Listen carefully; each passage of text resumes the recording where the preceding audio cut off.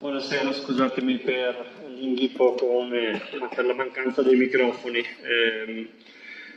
Questa sera abbiamo pensato di organizzare una serata informativa perché dei cittadini mi hanno contattato chiedendomi informazioni sulla TAV e mi sono reso conto di quanta poca informazione sia stata fatta.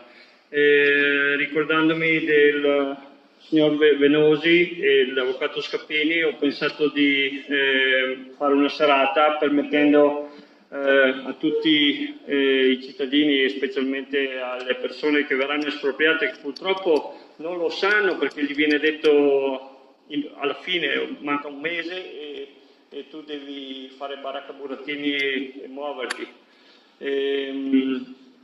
Quindi questa sera spero che voi otteniate più informazioni per fare la scelta giusta e organizzarvi nella maniera giusta. Passo. Sì, grazie, buonasera, grazie Riccardo. Io mi chiamo Luisa Galeotto e sono consigliere comunale su una campagna per il Movimento 5 Stelle. Esco dal mio territorio comunale, ma il problema TAV riguarda anche insomma campagna. Io sento parlare di TAV da 20 anni, forse di più. Ormai è un discorso che abbiamo sentito e risentito, però in realtà mai tanto approfondito, fino a quando non ci ha toccati direttamente. La posizione del Movimento 5 Stelle in merito al TAV è molto, molto chiara e lo è sempre stata, cioè noi siamo no TAV e noi non vogliamo quest'opera perché la riteniamo un'opera inutile e anche dannosa. Inutile perché semplicemente non serve, lo può confermare poi il professor Venosi. Il TAV non serve, è una spesa enorme, miliardi che se ne vanno per avere, come non so se siete riusciti a leggere nella parte finale del video, nella tratta Brescia-Milano, 10 minuti di tempo risparmiato. Allora vale la pena spendere miliardi per risparmiare 10 minuti? Io direi di no. È inutile perché abbiamo delle strutture ferroviarie che sono sottoutilizzate, abbiamo già i treni veloci, a cosa serve spendere ancora? Un buon padre di famiglia, se non ha soldi o ne ha pochi e ha una macchina che va abbastanza bene, può andare per altri anni, non penso che spenda ancora soldi per comprarsi una Ferrari, vero? Indebitandosi. E questo è quello che si sta facendo. Diciamo poi che è dannosa prima, durante e dopo la costruzione. Prima perché pensiamo che i soldi che vengono spesi per il TAV vengono sottratti ad altre opere. E è proprio una questione di questi giorni, fra l'altro, il fatto che non ci sono soldi qui sul nostro territorio e quindi, per dirne una, l'ospedale di Bussolengo, non so quanti siano informati in merito, verrà travasato nell'ospedale di Villafranca perché per mantenerne due non ci sono soldi. Ecco, spendono i soldi in grandi opere e li sottraggono ai servizi ai cittadini. Questa è una cosa che non è accettabile.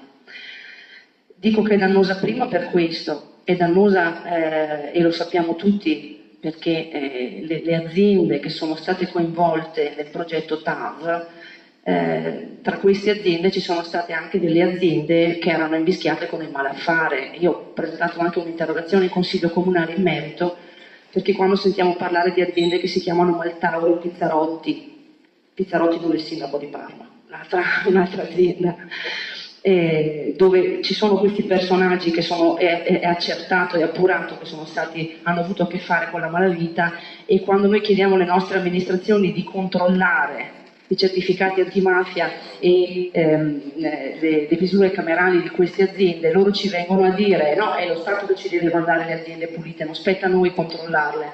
Ecco che già qui c'è qualcosa che non va da parte della politica locale.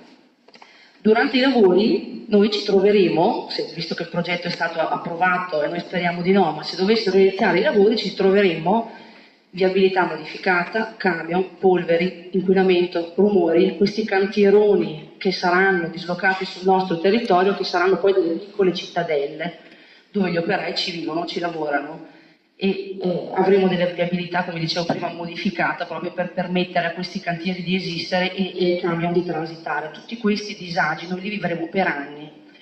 Costruita l'opera poi è dannosa anche dopo, perché cosa ci ritroviamo? Ci ritroviamo questo trenone, no, che ci passa con queste barriere antirumore vicino agli alberelli, perché le nostre amministrazioni hanno chiesto le mitigazioni ambientali, no? cosa abbiamo ottenuto? Delle fasce alberate, quindi vedremo questo trenone, un gigante di alberelli lì vicino che ci salutano, no? E ci vediamo un altro treno, un'altra linea ferroviaria in più.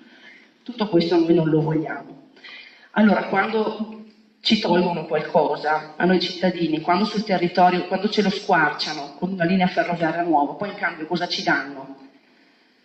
Ci danno delle compensazioni ambientali e delle mitigazioni ambientali, le compensazioni delle mitigazioni ambientali. Allora, se io penso alla prima volta che ho sentito parlare di TAV, era in Piemonte, era in Val di Susa. L'avrete visto anche voi per anni, i cittadini sono scesi in piazza, hanno manifestato, i movimenti no TAV nascono là. Gli amministratori si sono impuntati e sono riusciti ad ottenere per i cittadini quantomeno, non sono riusciti a bloccare l'opera, ma quantomeno che ci fossero delle compensazioni importanti. Allora, leggevo che è molto interessante perché paragonavo quello che abbiamo ottenuto noi a Somma Campagna e voi a Sona rispetto a quello che hanno ottenuto in Val di Susa. Allora io leggo che sono stati stanziati circa 100 milioni in totale, l'ultimo stanziamento del 7 agosto di quest'anno, e hanno fatto ad esempio facciate del municipio di Chiomonte, marciapiedi, percorsi d'acqua, le social house per anziani, paravalanghe, nuovi argini alla Dora, 3 milioni e 900 mila euro per il recupero di un teatro civico, cioè si è cercato di portare a casa almeno qualcosa che fosse tangibile. Dico, ti creo un disservizio, ti creo un problema, cerco di risolverlo in altro modo. Restringendo il campo andiamo ai nostri amministratori locali e onestamente quello che è stato chiesto per i nostri territori, io qui ho l'elenco, realizzazione di un sovrappasso, modifica della percorrenza dei mezzi di cantiere, un sottopasso di qua, una sottostazione elettrica un po' spostata, cioè tutte operazioni che non sono a vantaggio nostro al tempo zero, cioè non è che noi rispetto ad oggi avremo delle cose in più, sono delle cose, dei problemi che ci vengono portati dal TAV e che gli amministratori cercano di tamponare e di risolvere. Allora la politica locale, qui nel nostro caso, non è che abbia fatto questi grandissimi sforzi e dal mio punto di vista non ha le idee neanche chiare, perché vi dico, a Somma Campagna la mia sindaca in una serata pubblica ha detto io sono, e se io potessi dire no al TAV direi no, grazie, perché il nostro territorio è già insultato a sufficienza. Noi a Caselle abbiamo 2 autostrade tangenziali, aeroporto, ci arriva anche il TAV, se potessimo diremo no grazie, io non lo vorrei. Dopo pochi mesi, il vice sindaco invece incazzato da me in consiglio comunale dice io sono a favore del TAV, io voglio una buona TAV che mi arricchisca il territorio. Quindi capite che se già la politica locale non si mette d'accordo, se fra sindaco e vice sindaco non c'è la stessa idea, cosa volete che possiamo portare a casa? Allora, per chiudere e lasciare la parola a chi se ne intende più di me, io vi dico grazie per essere venuti a questa serata, perché chi di voi qui rischia di essere espropriato, è giusto che fino in fondo vada a far valere i propri diritti, che si tuteli con dei tecnici che gli dicano, che gli quantifichino il valore di quello che va a cedere. Perché guardate, le 2 ragazze espropriate, io ho avuto modo di conoscerle e dovevano venire a una serata da noi, non ce l'hanno fatta, hanno scoperto dell'esproprio dal giornale e sono arrivati in casa col metro da Sarta, hanno preso le misure, hanno detto sì dai qua siamo più o meno su questa cifra e non hanno neanche avuto il tempo di ribattere, li hanno portato via a casa. Allora qui che sappiamo cosa potenzialmente potrà succedere, cerchiamo di tutelarci e cerchiamo veramente di portare a casa il più che possiamo, perché sappiamo che nessuno ci regala niente, quindi ve lo chiedo con il cuore, fate valere i vostri diritti perché siamo stanchi di vederli calpestati. Grazie. Luisa, grazie Riccardo, grazie a voi cittadini di Sona per essere venuti questa sera. Magari tra qualcuno di voi c'è qualcuno che abita nelle case che saranno assoggettate all'esproprio. Il senso della serata che abbiamo voluto come Movimento 5 Stelle, dopo chiudiamo la parte politica e vi lascio all'informazione di chi ne sa di più anche dal punto di vista tecnico e soprattutto dal punto di vista legale, era proprio quella di dare un servizio a voi cittadini. Quindi come Movimento 5 Stelle, è stato detto anche da Luisa, noi abbiamo sempre appoggiato le posizioni di chi da anni si batte contro quest'opera. e va detto da subito che il Movimento 5 Stelle non è che vuole tornare all'età delle caverne. Molto spesso anche in Consiglio regionale mi sento etichettare in questo modo. Assolutamente no. E si vuole però far sì che il paese possa modernato utilizzando quello che abbiamo, perché è possibile, è assurdo pensare che in questo paese per qualsiasi cosa bisogna progettare delle mega opere. Sono delle mega opere che costano milioni di euro, perché dopo Erasmus, tutto quello che dirò verrà spiegato meglio da loro due. Questa tratta ferroviaria arriverà a costare fino a 104 milioni di euro al chilometro. 104 milioni di euro al chilometro, sono un chilometro. Basterebbe, se voi pensate che una scuola si realizza con 2 milioni di euro, noi riusciremo a realizzare 52 scuole, semplicemente con un chilometro di questo tracciato. È assurdo che in Italia le cose costino così tanto. Come Movimento 5 Stelle avevamo sollecitato i nostri portavoce in Europa per chiedere all'Europa se questa cosa è possibile, visto che negli altri paesi con termini e più grandi, come per esempio la Francia o la Spagna, il TAV, ovvero il treno ad alta velocità, costa dai 9 ai 12 milioni di euro al chilometro. E l'Italia, visto che è il paese dei balocchi dove si mettono in piedi i grandi eventi o si mettono in piedi le grandi opere perché tutti ci devono mangiare, arriviamo fino a 104 milioni di euro al chilometro. Questo è il primo motivo per cui il Movimento 5 Stelle è contrario a quest'opera. Non c'è solo quello, c'è il grande impatto ambientale che si realizzerà in quest'area. Pensate, soprattutto questa porzione di Veneto quanto è pregiata, qual è il valore dei terreni, cosa si coltiva, com'è la morfologia di questi terreni, cosa vuol dire scavare un tracciato per far passare questo treno in quest'area, con l'urbanizzazione che c'è, proprio a ridosso della tratta ferroviaria, le industrie che ci sono e tutti i fabbricati. Quando la tratta Milano-Venezia, la tratta Milano-Verona è adoperata al 55%, e si potrebbe benissimo sfruttare l'esistente per inserire anche altri treni, quindi altri 45% di treni, anche veloci, con piccoli adeguamenti. Nel 2017 la tecnologia ce lo permette. E solo per dire, in Europa si realizzano tratte ad alta velocità a 2 binari, con il terzo binario per far riposare i treni più lenti. Il tunnel del Gottardo, giusto Erasmo, è realizzato a 2 binari e ci passano i treni ad alta velocità. Milano-Zurigo. Solo qui in Italia si devono sempre fare opere megagalattiche. Opere megagalattiche quando abbiamo un livello socio-economico che ha lo sfaccello. Il Brescia-Padova arriverà a costare circa 3 miliardi e mezzo di euro. Sono cifre che, se ci pensate, ci riusciamo a fare qualche finanziaria, almeno una finanziaria sicura. Abbiamo gli ospedali che non sì, ho detto una circa stupidata. 8 miliardi. Sì, 8 miliardi, scusate. Sì, lo sapevo di aver detto una stupidata, ma mi sbaglio anch'io, sono anche stanco.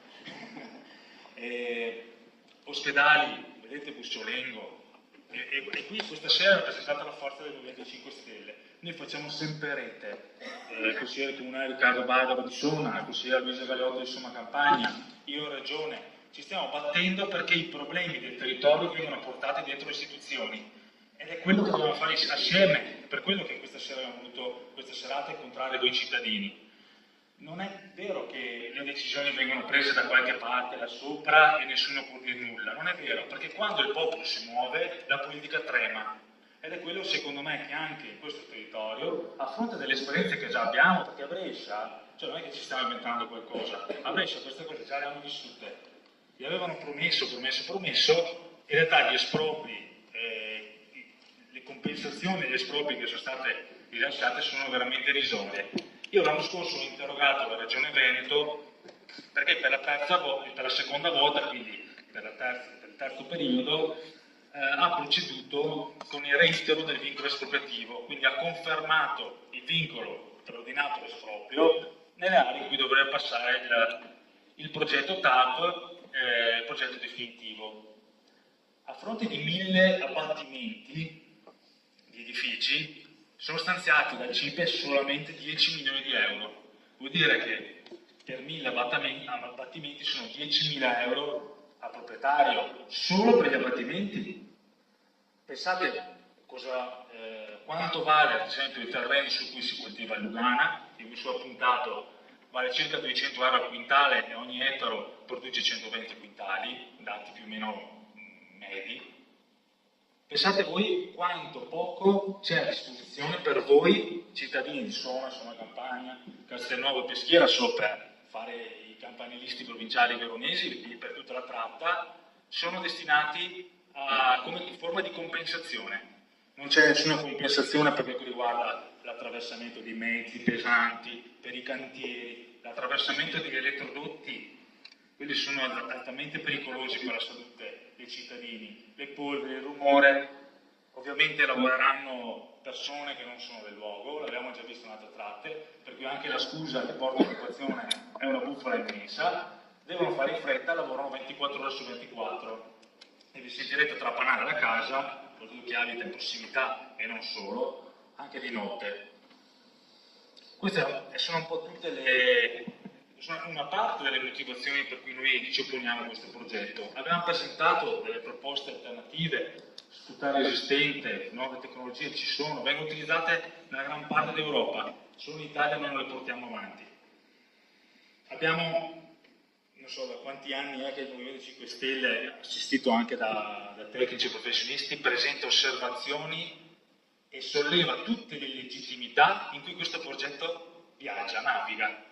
È assurdo che fin dalla sua origine questo progetto abbia viaggiato senza mai aver rispettato le ottemperanze richieste dal Ministero, senza aver rispettato quanto prescritto dal Consiglio Superiore dei Lavori Pubblici, il massimo organo tecnico di riferimento per il Paese, dello Stato. Allora, voi per farvi una tettoia a casa dovete produrre tanta carta così e uno deve anche venire lì a citarla a vedere se la sta in piedi. Qui realizzano un'opera rispettando una normativa antisismica vecchia, quindi creando pericolo ai cittadini e al territorio, e senza che nessuno possa dire nulla, perché quanto prescritto dal Consiglio Superiore dei Lavori Pubblici viene inatteso. Il caso della valutazione di impatto ambientale. Il progetto viene spezzettato, è stato spezzettato in più tronconi, quindi Brescia-Verona, il nodo di Verona, est-ovest, il nodo di Verona est, la tratta Verona-Vicenza e poi Vicenza-Padova, perché questo permette a chi deve fare valutazioni di impatto ambientali di quantificare i danni solo su un piccolo pezzo. Non viene quantificato l'accumulo, diciamo, di tutti i danni che crea quest'opera, ambientali soprattutto. Questi sono tutti stratagemmi che ci fanno capire come quest'opera ha dei seri problemi, viaggia in un regime di legittimità, oltre a tutte le questioni che ho sollevato prima. Qualcuno di intelligente c'è stato in Europa, ed è Macron, che ha milioni di difetti, ma una cosa l'ha detta. Ha detto che questa è un'opera inutile per lo sviluppo del Paese e ha congelato i progetti, i cantieri dell'opera Torino-Lione. L'ha capito anche lui che bisogna puntare su quello che già c'è, su quello che già è esistente e rafforzare quello. E lì sopra ci mettiamo i treni veloci. Nessuno vuole viaggiare sulle lettoline 668 diesel per fare la spola Milano-Venezia. Nessuno ha mai detto questo. E una cosa, poi io chiudo, ma poi mi piacerebbe avere delle domande da voi, facciamo meglio fare una discussione. Va bene realizzare progetti così innovativi, ma avete mai sentito la voce dei pendolari? Pendolari che ogni mattina sono stivati, e io viaggio spesso in treno, sui treni regionali che sono sempre rotti, sono sempre in ritardo, sono pochi, e qui noi pensiamo di risolvere il problema dei pendolari, quindi delle persone, realizzando un treno che sarà un treno elitario, perché i prezzi saranno elevatissimi, ovviamente per un treno ad alta velocità che costa 104 milioni di euro, provate a pensare quanto potrà costare il viaggio, il biglietto. E abbiamo zero investimenti sulle linee regionali. Io da consigliere regionale continuo a fare interrogazioni, mozioni, perché vengono messi soldi anche sui treni pendolari e la risposta è sempre negativa, però anche la Regione Veneto avvalla questi progetti da 104 milioni di euro illegittimi, perché sono legittimi, e poi ci sono tutti gli altri problemi connessi, soprattutto al sociale, in un paese che a breve credo non avrà neanche più le risorse per dare una risposta ai problemi sociosanitari del paese. Ecco, non volevo farvi l'elenco di tutti gli atti che sono stati presentati da me in regione, dai consiglieri comunali, dai parlamentari, dagli europarlamentari, ma insomma immaginate, sono tanti. Ci siamo sempre battuti per questo problema e continueremo a farlo. Grazie a voi e dopo possiamo confrontarci sicuramente con delle domande. Grazie.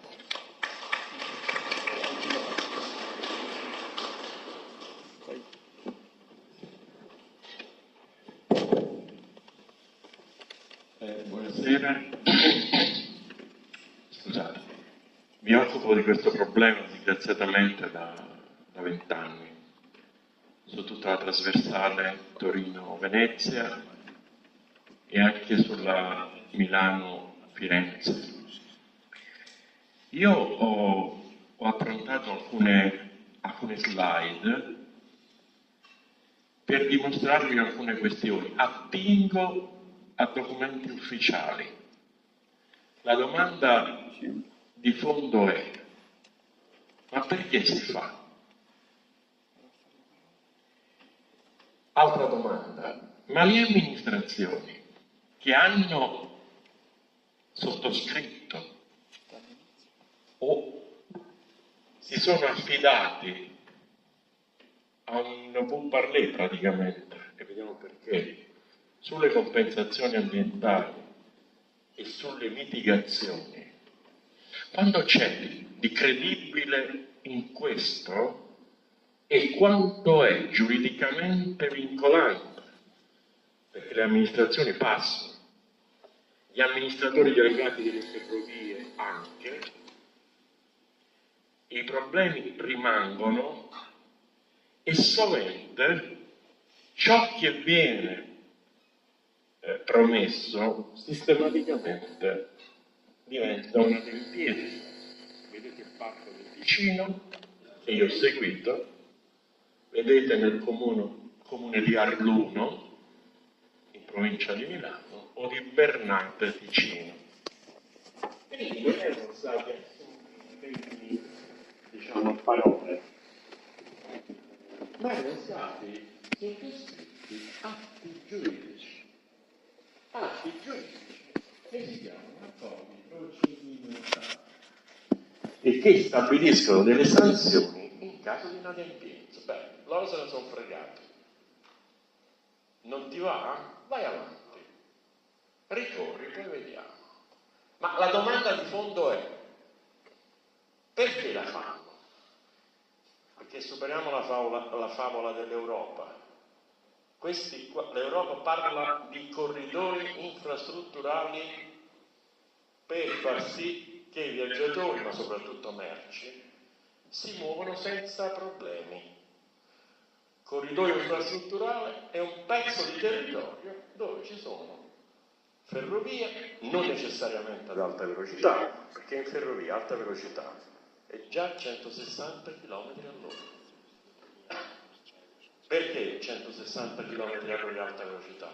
Perché è il limite oltre il quale bisogna aumentare quello che si chiama interbinario, cioè la distanza tra il centro di un binario, la mezzeria, e di un altro binario.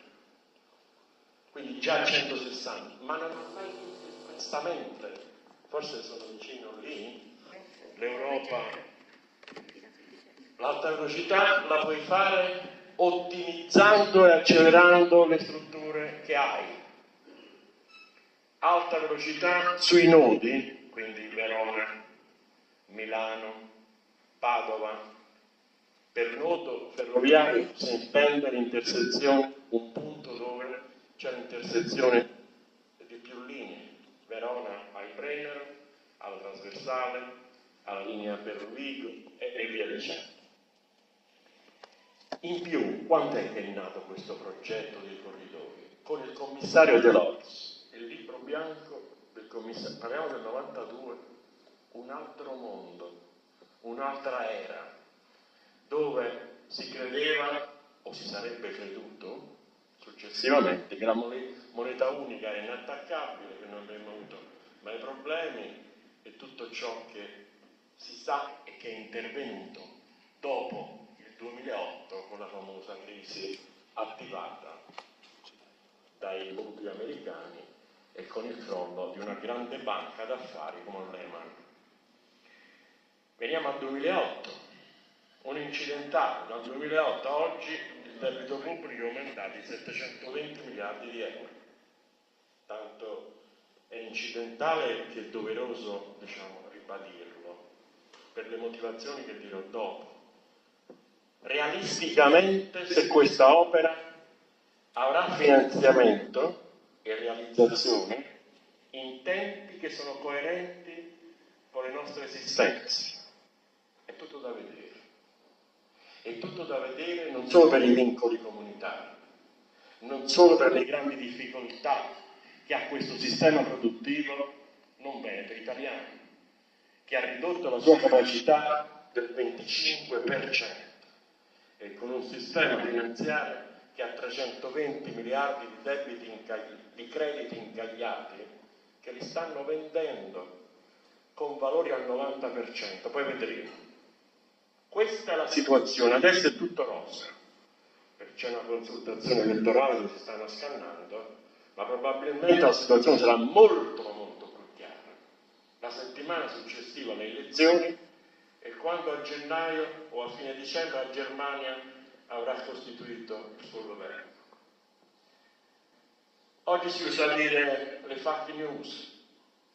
C'è un Presidente del Consiglio, ho utilizzato il mio bugie che è molto più chiaro.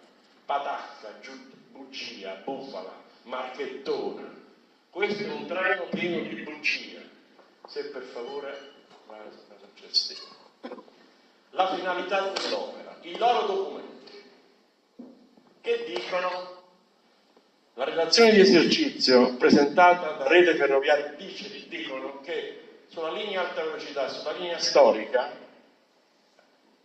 circoleranno 338 treni al giorno e di questo 678 sono treni merci, cioè quasi il 60% sono treni merci in un paese che ha perso un quarto della sua capacità produttiva, ve l'ho detto già prima. Poi vedremo la quantità di merci che le ferrovie trasportano e vedremo, rispetto alle altre modalità, com'è la situazione del trasporto ferroviario. Il traffico attuale, loro che hanno fatto, hanno preso i dati del maggio del 2007 su ipotesi del piano generale dei trasporti del 1999. Sulla base di quei dati sono arrivati a dire: vogliamo gli altri due binari con queste caratteristiche, dove faremo circolare questo numero di treni. A regime l'incremento dei treni merci del 158%. La capacità di una linea è di 250 treni al giorno, con certi accorgimenti anche più. Si chiama regime banalizzato e c'è un ulteriore incremento possibile del 10%. La fonte RFI, quel documento lì, la successiva. Treni merci sulla linea alta velocità? E dov'è che transitano treni merci sulla linea alta velocità?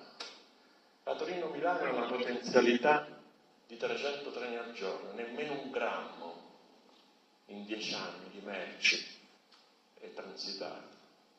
Sulla Milano-Roma, Napoli-Salerno, nemmeno un chilogrammo di treni merci. Per quale motivo?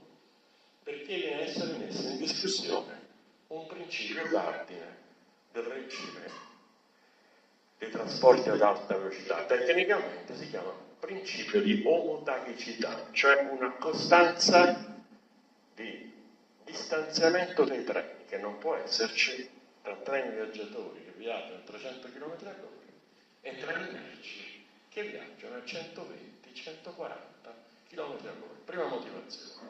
Seconda motivazione, per questioni di sicurezza, è il piano delle rotaie e l'assetto morfologico, quello che ci sta sotto, devono conservare la loro integrità nel tempo per questioni di sicurezza, facendo transitare treni da 1700 merci, da 1700 tonnellate trainate, lunghi 650 metri, con treni viaggiatori a 300 km all'ora, questa condizione salta. All'inizio avevano tentato i giapponesi, soprattutto Osaka, l'hanno tolto di mezzo. Non c'è una sola linea alta velocità a 300 km all'ora che ospiti anche il trasporto merci. Altra questione, il prezzo elevatissimo delle tracce ad alta velocità.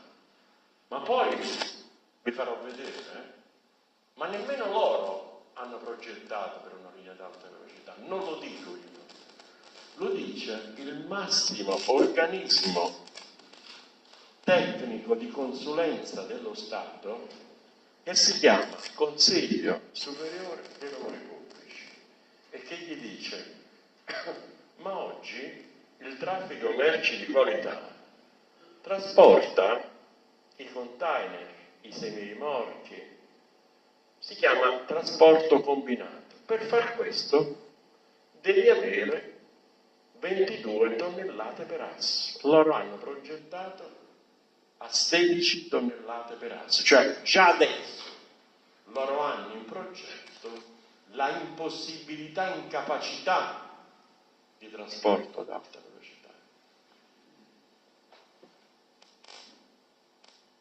Vado avanti perché sennò ne prendo molto.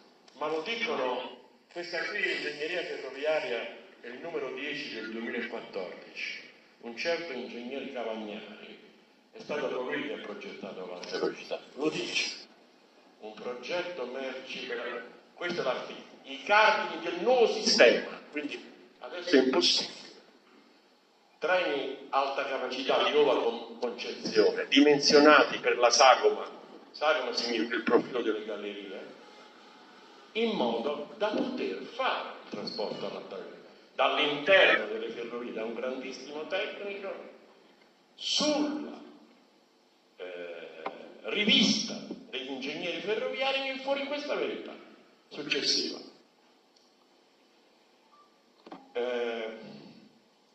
Questo è quello che vi ho detto prima, il parere del Consiglio Superiore dei Lavori Pubblici, i famosi 17 tonnellate. Vado avanti. Ma com'è la situazione oggi? Questi sono i dati tratti da Confetra, un autorevolissimo centro di ricerca. Vediamo il traffico merci, la linea rossa e la linea delle ferrovie. Se noi facciamo pari a 100 il traffico prima della crisi, nel 2007, le ferrovie hanno perso 40 punti percentuali, siamo a 60 nel 2016. 40 punti percentuali di perdita del trasporto merci. Una situazione produttiva è quella che è, e tu vieni da me a espropriare e a farmi pagare tanti soldi, tutto a carico della finanza pubblica, per fare un progetto del genere? E sono pochi quelli che all'interno delle istituzioni ti ricordano questa sozzura che poi si trasforma in tagli al welfare, tagli allo stato sociale, sanità, pensioni, sicurezza, ma anche possibilità di dare risposta al traffico pendolare e metropolitano, o di messa in sicurezza sismica, o sul dissesto idrogeologico. La successiva. Questo può allargare, zoomare un pochino sulla destra? Vedete un po'?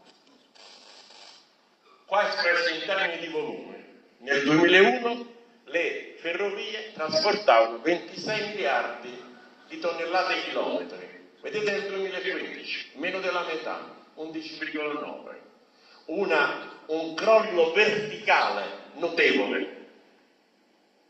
Indipendentemente, questo in 16 anni, che crollo ha avuto il traffico, partite dall'idea che tutta questa opera qui si fonda, come vi ho tentato di dire, sulla centralità del trasporto delle merci. Stiamo verificando che è una bugia. Con i loro dati li stiamo verificando, integrati da quelli di Confetra, a prezzo vada ancora presto, no, vado avanti, se no non vi stanco, avanti, buono lì. Ma quando faccio un progetto, Manuel l'ha citato, faccio la valutazione di impatto ambientale, ma a chi serve questa valutazione di impatto ambientale? Serve primariamente a far sì che quel progetto non vada ad incidere sulla salute di chi ci vive intorno al progetto. C'è scritto nella norma comunitaria, c'è scritto nella norma italiana. Vediamo nel nostro caso che cosa è successo. Beh, lo dice, su questo vi consiglio di fare attenzione. Il massimo organismo tecnico dello Stato dice a questi signori: sentite, voi avete progettato i ponti, i viadotti, le gallerie, utilizzando norme costruttive del 1996. Non avete tenuto conto della nuova zonizzazione sismica. Nel 2003 c'è stata, una nuova divisione del territorio italiano in una nuova concezione della sismicità e quindi devi adeguare le tue norme costruttive. Il Consiglio dei lavori pubblici, tu, caro progettista, per questioni di sicurezza,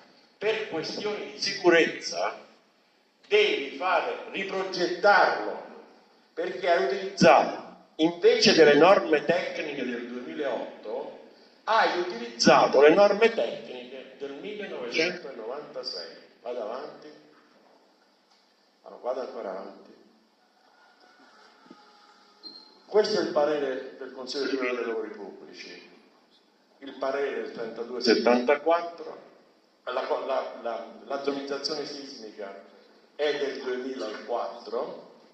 Nella delibera di approvazione del progetto del 2003 c'era scritto: tu, quando fai il progetto definitivo, usa le nuove norme costruttive. Nella delibera della Regione Lombardia c'è scritto: adegua il progetto alle nuove norme tecniche di costruzione. Loro se ne sono strafregati.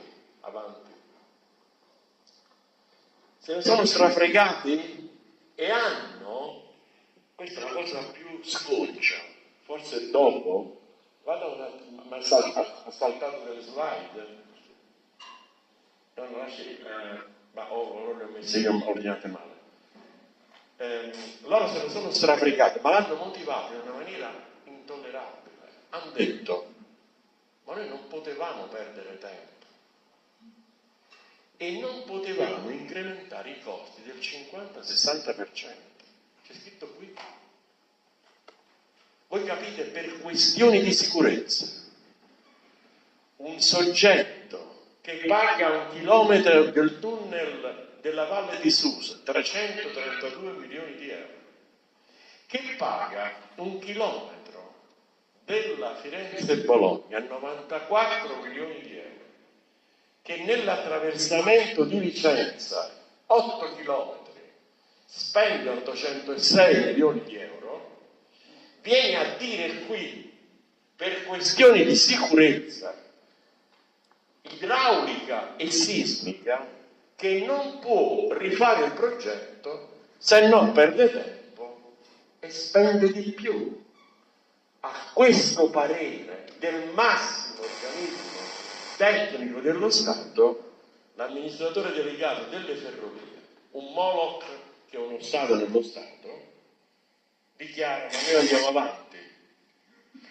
Diciamo che probabilmente in uno Stato serio la magistratura come me avrebbe voluto metterlo in galera su una dichiarazione del genere. Attenzione, la sismicità non è un'invenzione, l'avete sentito anche voi recentemente.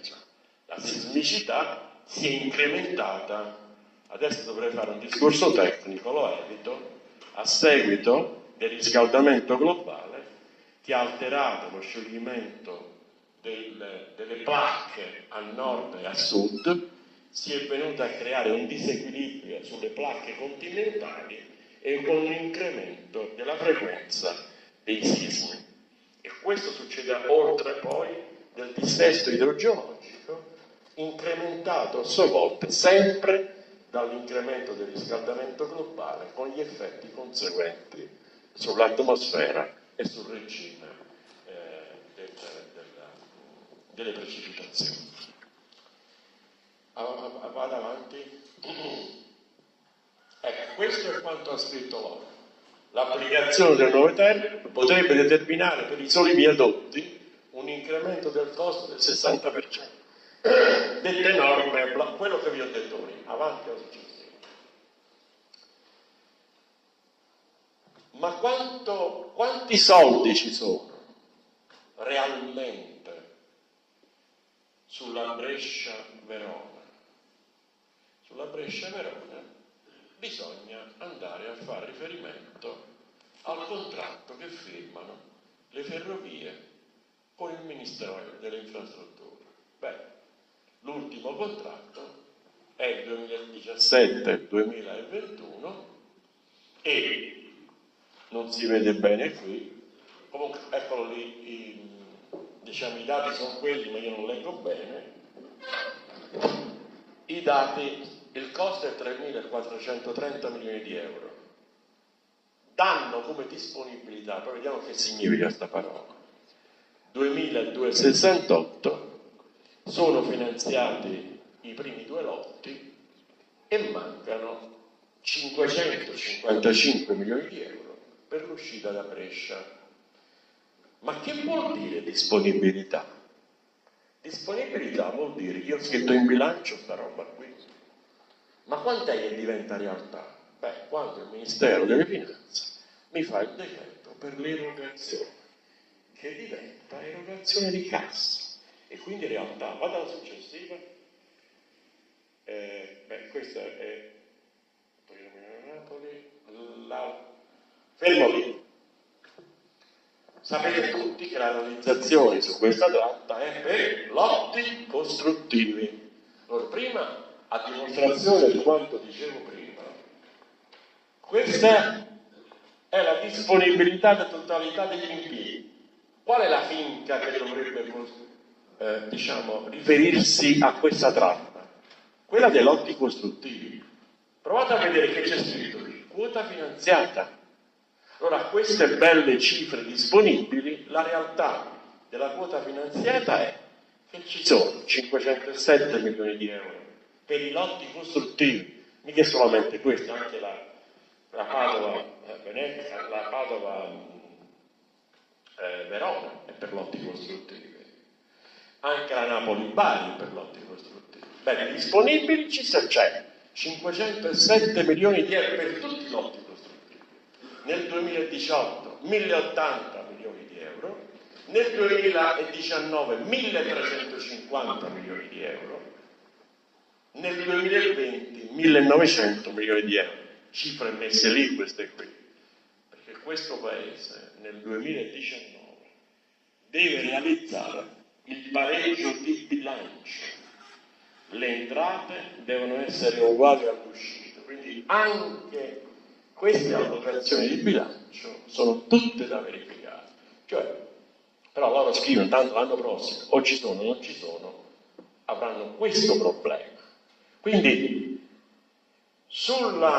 abbiamo i soldi è una grande bugia che deve fare i conti con l'equilibrio di bilancio dello Stato, con le disponibilità finanziarie, con i vincoli comunitari e un empito marginale di verità.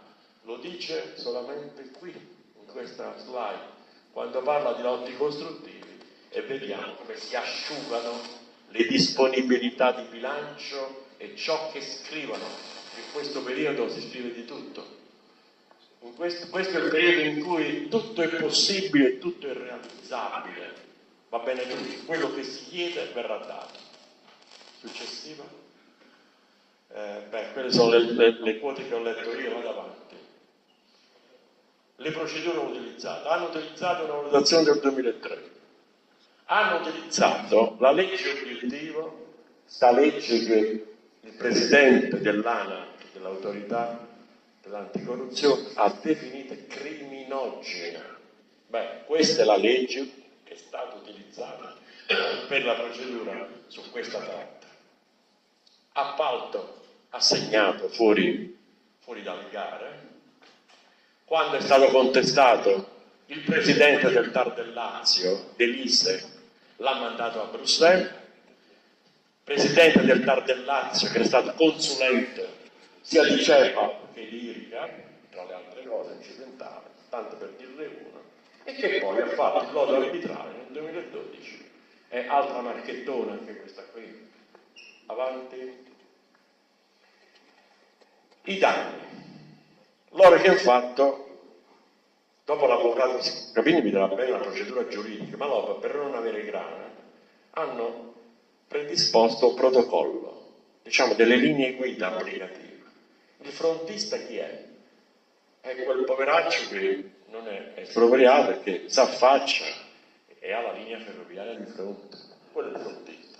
E quello dietro, beh, quello non è frontista. Quello non becca niente. Va bene? Pur avendo i danni e pur avendo delle grandi alterazioni della qualità dell'esistenza. I danni permanenti sono i danni ad alta velocità, riduzione del soleggiamento, riduzione di accessibilità, vibrazione e rumore. Il rumore, se stiamo al di sotto di 250 km/h, è un rumore siamo di tipo meccanico.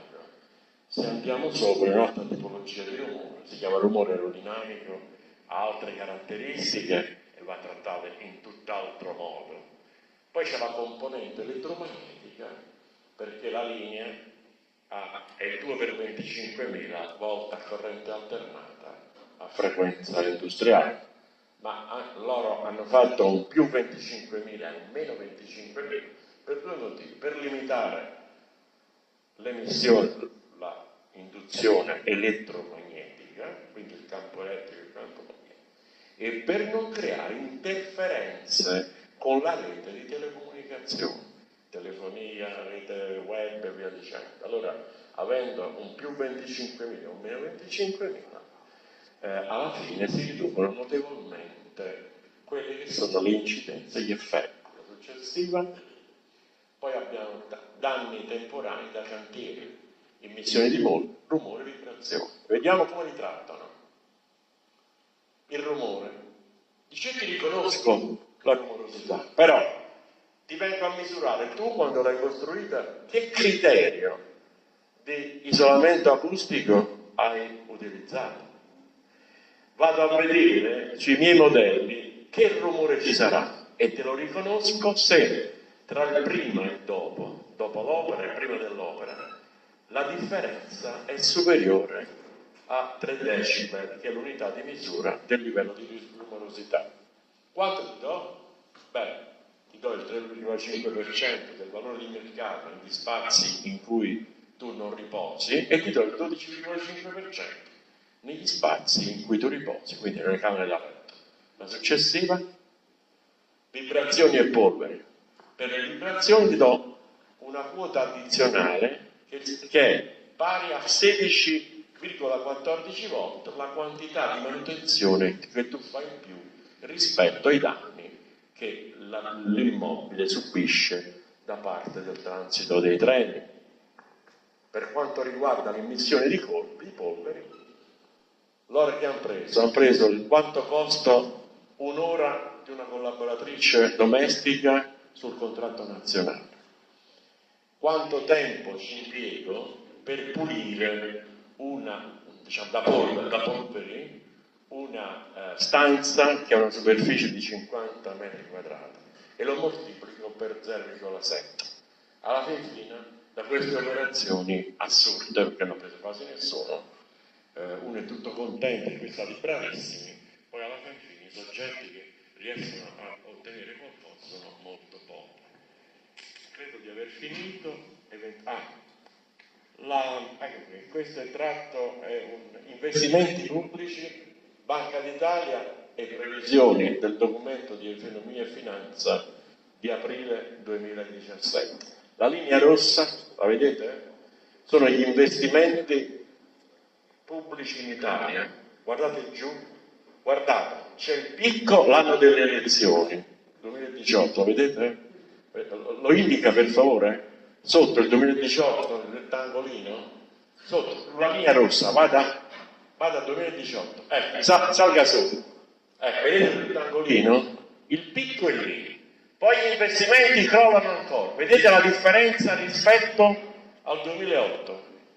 Allora, c'è un problema di realismo e di serietà nel dire al Paese esattamente come potrà svilupparsi l'economia, i vincoli comunitari che abbiamo, e dire la verità, non andare come ieri sono andati a Verona a garantire, quando erano in 20, Daniele, in 15, a garantire, a dare rassicurazioni e promesse, cioè, ma tu chi sei? Un funzionario delle ferrovie, non so nemmeno tu all'interno dell'organigramma, quale funzione hai e quali garanzie hai? Tu ti puoi impegnare su 10 anni su quello che sarà realizzato, le compensazioni che io avrò, e la stessa amministrazione che accetta un dialogo senza nessun atto giuridico vincolante è qualcosa di incredibile, ma che sistematicamente si realizza.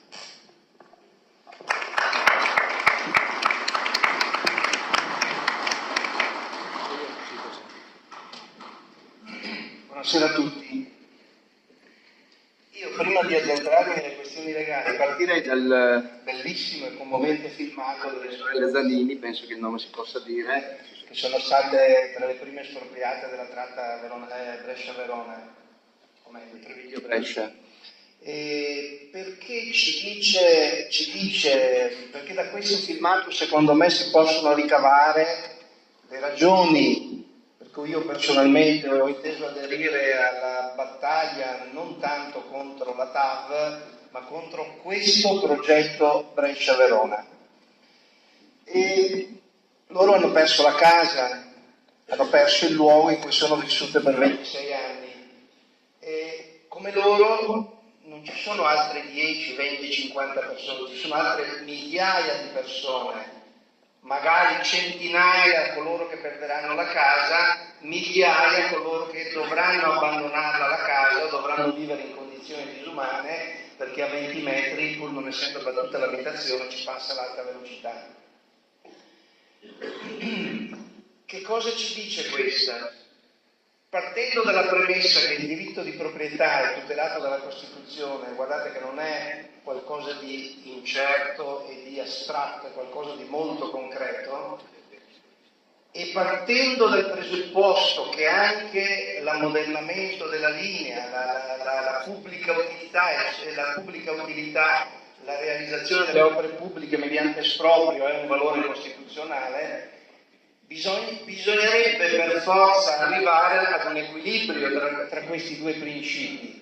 Come si raggiunge l'equilibrio? L'equilibrio si raggiunge andando a verificare se l'opera pubblica e quindi il sacrificio della proprietà è realmente indispensabile al punto da sacrificare la proprietà privata. Ebbene, per quest'opera non è stata mai fatta una valutazione dei costi-benefici, delle diverse valutazioni, delle diverse opzioni di realizzazione della linea, e quindi non è mai stato possibile mettere a confronto il sacrificio che subiscono i cittadini, quelli direttamente interessati, ma ricordiamoci che nel caso di quest'opera ci sono anche i cittadini non direttamente interessati, perché comunque questa è forse la tratta più distruttiva dell'ambiente di tutte le tratte, forse a parte la Val di Susa. Non è mai stato possibile fare un confronto di questo genere, perché a priori si è deciso che quest'opera deve essere fatta, punto, qualsiasi siano i costi. E questo mi dà lo spunto per arrivare ad un'altra questione. Oggi sul giornale di Brescia, mi pare, c'era un lunghissimo articolo dal quale sembrava di capire che entro gennaio dovrebbero iniziare i lavori della tratta Brescia-Verona. È falso. È falso, ma non lo dice Scappini o il professor Venosi o i politici. È falso perché è materialmente impossibile che questo avvenga e dopo vi spiegherò perché. Però c'è un'altra domanda che ci dobbiamo fare. Perché la stampa, ricordiamoci per esempio che a settembre 2016 il ministro delle infrastrutture era venuto a Verona, aveva detto alla domanda dei giornalisti quando inizieranno i lavori, a settembre 2016 aveva detto ad essere ottimisti a dicembre 2016, ad essere pessimisti a marzo 2017. Se non ho sbagliato anno siamo a novembre 2017. Ma perché? Chiediamoci perché allora, a mio parere naturalmente, la stampa ha bisogno di far vedere che l'inizio dei lavori è sempre imminente. Perché l'elemento centrale su cui si basa quest'opera, secondo me, proprio per il costo sociale che ha, deve essere di ingenerare nei cittadini la consapevolezza che è indispensabile ed è inevitabile. Guardate che i nostri sindaci non sono a favore dell'alta velocità, però hanno sempre detto, almeno molti di loro, non possiamo fare nulla, è inevitabile, bisogna farla. Non è vero, e il fatto di dare la sensazione che inizia da un momento all'altro ingenera la convinzione al cittadino che tanto è inevitabile, oramai è tutto approvato e non si può più fare nulla. Non è così. Naturalmente il progetto dell'alta velocità è avanti, non lo nascondiamo, non lo nascondo, però non è ancora detta l'ultima parola, perché ci sono in atto tutta una serie di situazioni e di iniziative che possono ancora mettere in discussione, soprattutto dopo il parere del Consiglio Superiore dei Lavori Pubblici del 15 dicembre 2016, possono ancora mettere in discussione l'opera. Partendo dall'ultima iniziativa che è stata sottoscritta da una serie di associazioni, da un gruppo di parlamentari 5 Stelle e da una serie di soggetti che subiranno l'esproprio, la delibera di approvazione del progetto definitivo, la 42 del 10 luglio 2017, è stata mandata alla Corte dei Conti per il penultimo passaggio, perché l'ultimo passaggio è la pubblicazione sulla Gazzetta Ufficiale. La Corte dei Conti esercita un controllo di legittimità ed esprime il visto contabile sul progetto e quindi la conformità del progetto a tutte le leggi finanziarie di spesa italiane.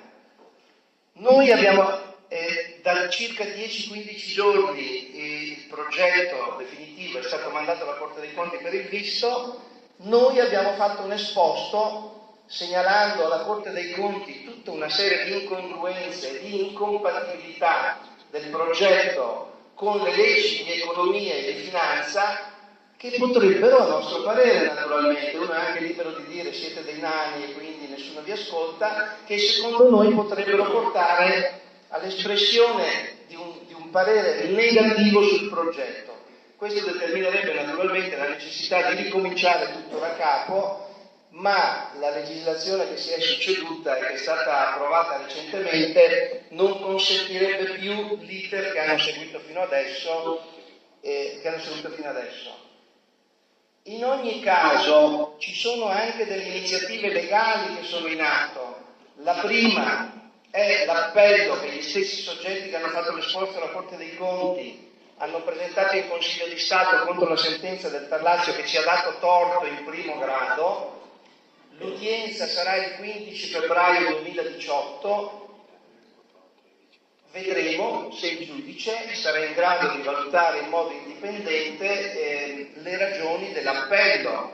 Noi riteniamo che ci siano ampi motivi perché i provvedimenti impugnati, che non sono del progetto definitivo, ma altri provvedimenti precedenti il progetto definitivo, potranno rimanere in piedi. Infine, quando il progetto definitivo verrà pubblicato sulla Gazzetta Ufficiale, abbiamo 60 giorni di tempo per impugnarlo in doppio grado di giudizio, quindi prima di nuovo davanti al Tarlazio e in seconda battuta davanti al Consiglio di Stato. Non ho dubbi che verrà fatto anche questo ricorso e quindi ci sarà un ulteriore passaggio davanti al giudice amministrativo che dovrà subire il progetto.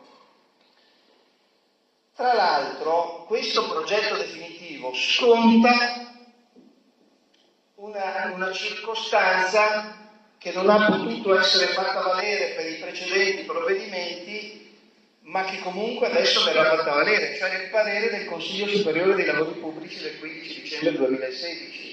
Il professor Venosi ha già illustrato ampiamente, io mi limito a dire, uno, vi invito ad andarvelo a leggere, magari saltando le premesse ma leggendo solo la parte dispositiva, perché è un esempio chiarissimo di come vanno le cose in Italia in questo momento ed è la cronaca di una morte annunciata, per parafrasare un famoso scrittore. Sappiamo già in anticipo che cosa succederà con questo progetto. Alla fine costerà molto di più di quello che è stato stanziato, l'impatto sarà molto più grave di quello che è stato detto, ma neanche tanto velatamente, perché insomma che il laghetto del Frassi non rischia di prosciugarsi è scritto anche nella relazione idrogeologica del General Contractor. E la pesantezza dei cantieri sarà molto più forte di quello che si vuole, che è stato illustrato. Io vi invito a fare un piccolo esercizio. Individuate la vostra abitazione, andate ad individuarla o a posizionarla sulle tavole che illustrano il tracciato ferroviario, i limiti previsti per i rumori e le vibrazioni eccetera e soprattutto i cantieri e tutta la viabilità del cantiere e vi renderete conto che la platea di soggetti che sono interessati da quest'opera è molto più elevata di quello che si vuole far apparire. Volevo dire un'ultima cosa. Nell'appello che abbiamo proposto al Consiglio di Stato, in primo grado avevano partecipato, o meglio, avevano fatto un ricorso autonomo anche i comuni, alcuni comuni della tratta, tra cui Sona, Somma Campagna, Peschiera, Desenzano e un altro paio di comuni. Purtroppo i comuni, ad esclusione del comune di Desenzano, hanno deciso di non fare appello al Consiglio di Stato. Ebbene, io vi invito a fare pressioni come cittadini, naturalmente, sui vostri sindaci, perché assumano due iniziative. Uno, intervengano, si chiama intervento ad adiuvandum, cioè in appoggio all'appello presentato dal comune di Desenzano, che probabilmente verrà discusso lo stesso periodo in cui verrà discusso il nostro. Due, ad impugnare anche il progetto definitivo come comuni, in primo luogo perché anche delle loro aree sono interessate dagli espropri e quindi sono legittimati. In secondo luogo perché in questo momento gli accordi che hanno fatto con CEPAM e RFI hanno il valore della carta straccia. A quello che risulta non sono stati recepiti nel progetto definitivo, almeno nessuno lo conosce che cosa abbiano messo nel progetto definitivo, io credo che al massimo saranno stati recepiti a livello programmatorio, che cioè non ha nessun valore giuridico ma solo il valore della buona volontà del General Contractor, quindi sarebbero legittimati a depositare un nuovo ricorso contro il progetto definitivo. È importante che ci siano le istituzioni a fianco dei cittadini e delle associazioni ed è molto positivo che all'udienza davanti al TAR Lazio ci fosse l'onorevole Crimi ed altri parlamentari dei 5 Stelle, perché è evidente che quest'opera può andare avanti solo se si tiene in silenzio qual è il reale impatto dell'opera. Se invece si crea un'opinione pubblica, fa fatica a mio parere ad andare avanti quest'opera qua, perché è troppo impattante e ci sono state troppe illegittimità e quindi probabilmente l'opinione pubblica italiana, se conoscesse tutto quello che è avvenuto, non tollererebbe l'approvazione di questo progetto. Quindi è importante che i comuni continuino nella loro battaglia perché è ancora possibile vincerla. E tra l'altro facendo ricorso al TAR Lazio, se poi si mettono d'accordo con CEPA o con l'RFI, possono sempre ritirarlo. Quindi anche il ricorso dà una mano per, come dire, cambiare questo progetto, non compromette le loro ragioni di compensazioni ambientali. Quindi un invito proprio a fare pressioni sui sindaci perché continuino la battaglia che avevano iniziato nell'aprile dell'anno scorso.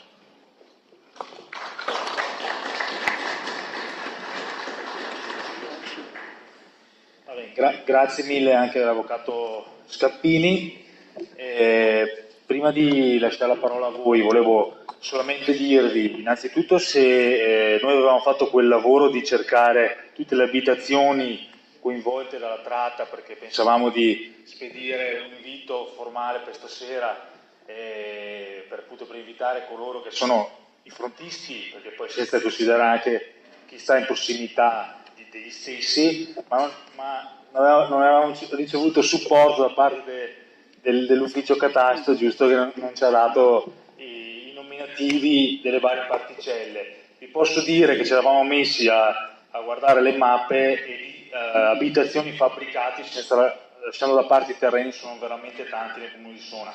Se qualcuno di voi volesse avere questa documentazione o a fine serata oppure magari scrive una mail a sona5stelle@gmail.com, ci sono tutte le mappe, ve le mandiamo, comunque magari se stasera qualcuno le vuole vedere qui ci sono.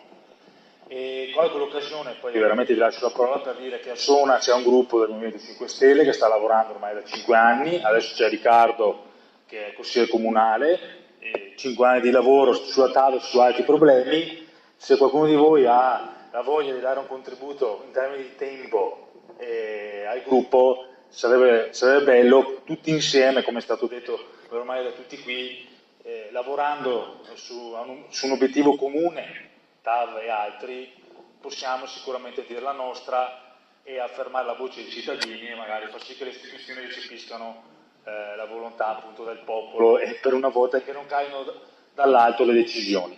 Ecco, solo questo ci tenevo a dire.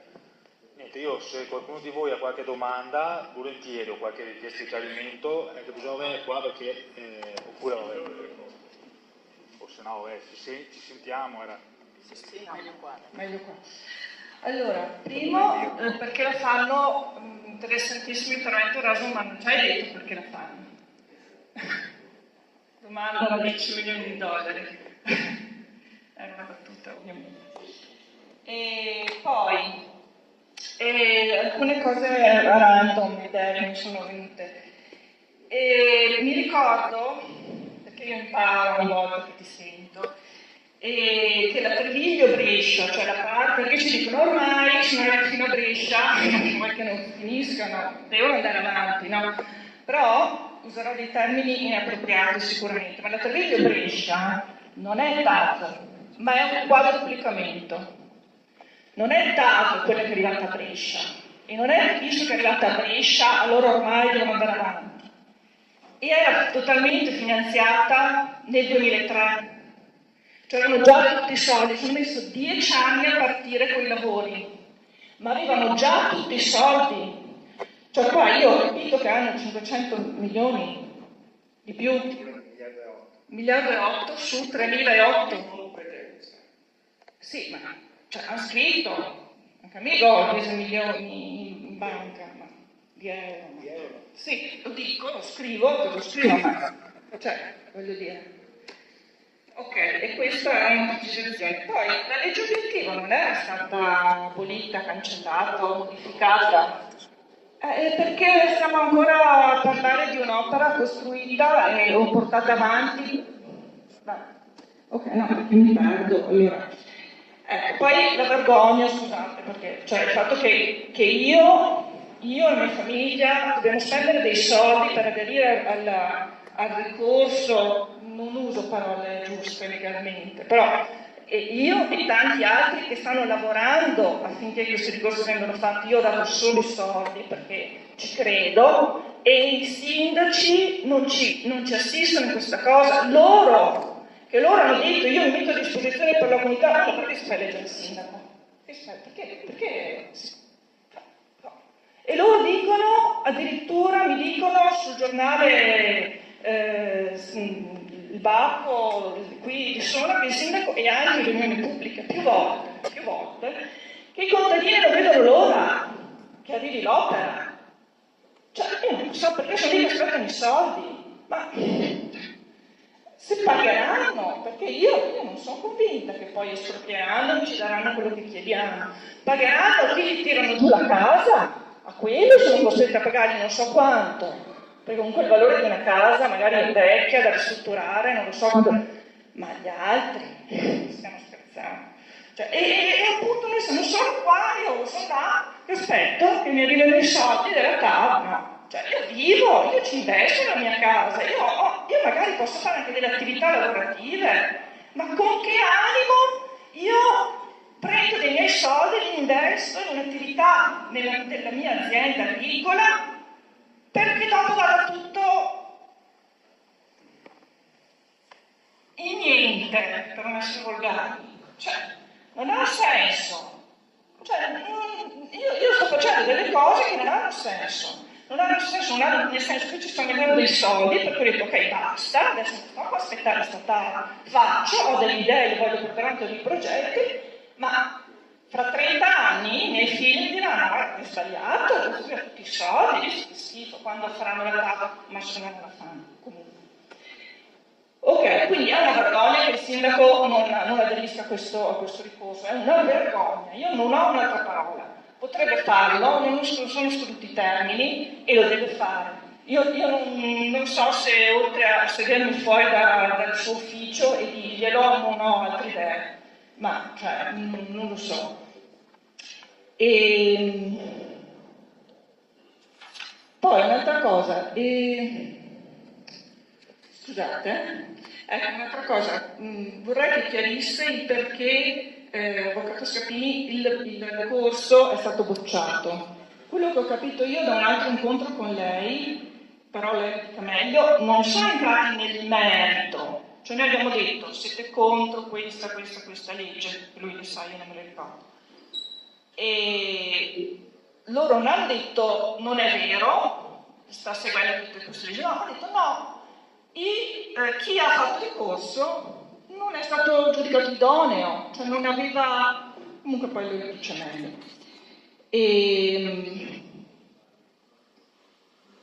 Ecco, poi volevo esperienza personale. Allora intanto mi sono trovata con il CEPA2 in giardino, perché io ho i cancelli aperti, non ho problemi più niente. E 2 settimane fa, sono che fai i compiti come fioi, arriva uno, mi passa davanti alla finestra, e dico ma c'è qualcuno? Ecco, questo qui è con una pallina, che si chiama quelle per fare le misurazioni. E siamo di CEPA2 e dobbiamo fare cosa? Cioè non ho capito fare cosa, ma per il progetto definitivo dobbiamo fare dei progetti. Io ho chiamato mio marito, sono mordevo, e perché gli davo la colpa di tutto il mondo, poverino, era questo con accento emiliano, tra l'altro ovviamente lavoro indotto.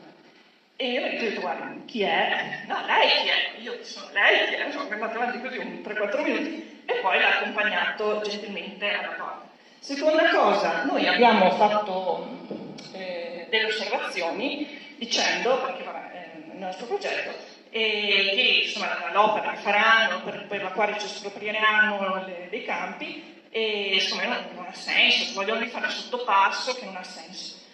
E che avrà senso per noi perché ci cambia la vita, cioè non vedo perché dobbiamo spendere milioni per fare. Perché? Perché è una delle cose che ha chiesto il sindaco come compensazione. Un nuovo sottopasso parallelo a 2 metri da quello che c'è già. C'è già, perché dobbiamo farne uno nuovo. E allora ho detto, vediamo, che problema c'è con la casa? Non vediamo nessun problema. E ci hanno mandato la mappa, questo per vedere la serietà, che magari è un caso, eccetera. Ci hanno mandato la mappa della nostra proprietà senza casa. Senza casa perché la mia casa è del 2001 e alcune mappe non sono aggiornate, alcune mappe che ci sono delle migliaia. Non ci sono già la casa. Te credo che non avrà nessun impatto sulla mia casa. Peccato che la strada invece qui adesso ce l'ho a 60 metri, mi arriva a 5 metri, cioè c'è un angolino che la strada la tocca. Se non c'è la casa, che impatto c'è? Questa è la serietà e noi, capito, che noi facciamo delle osservazioni a chi, cioè chi mi risponde, scusate lo sfogo, ma grazie.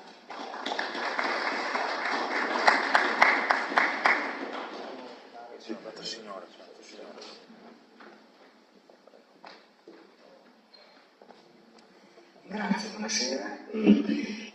La mia sarà una domanda telegrafica. Se non ho capito male, il progetto si dovrà o si potrà realizzare a stralci. Quindi io mi chiedo come è stato possibile un progetto di questa entità, parliamo di miliardi, poter realizzare degli stralci. Se non ho capito male, si è data priorità alla realizzazione, non ho capito perché, della Vicenza Montebello. Quindi nell'ipotesi migliore si fa questo piccolo segmento, poi non ci sono più i soldi e la TAV finisce lì. Perché il progetto, se non ho capito male, si può procedere a stralci. Ecco, a noti costruttivi. Io mi chiedo come si è potuto arrivare a una scelta del genere.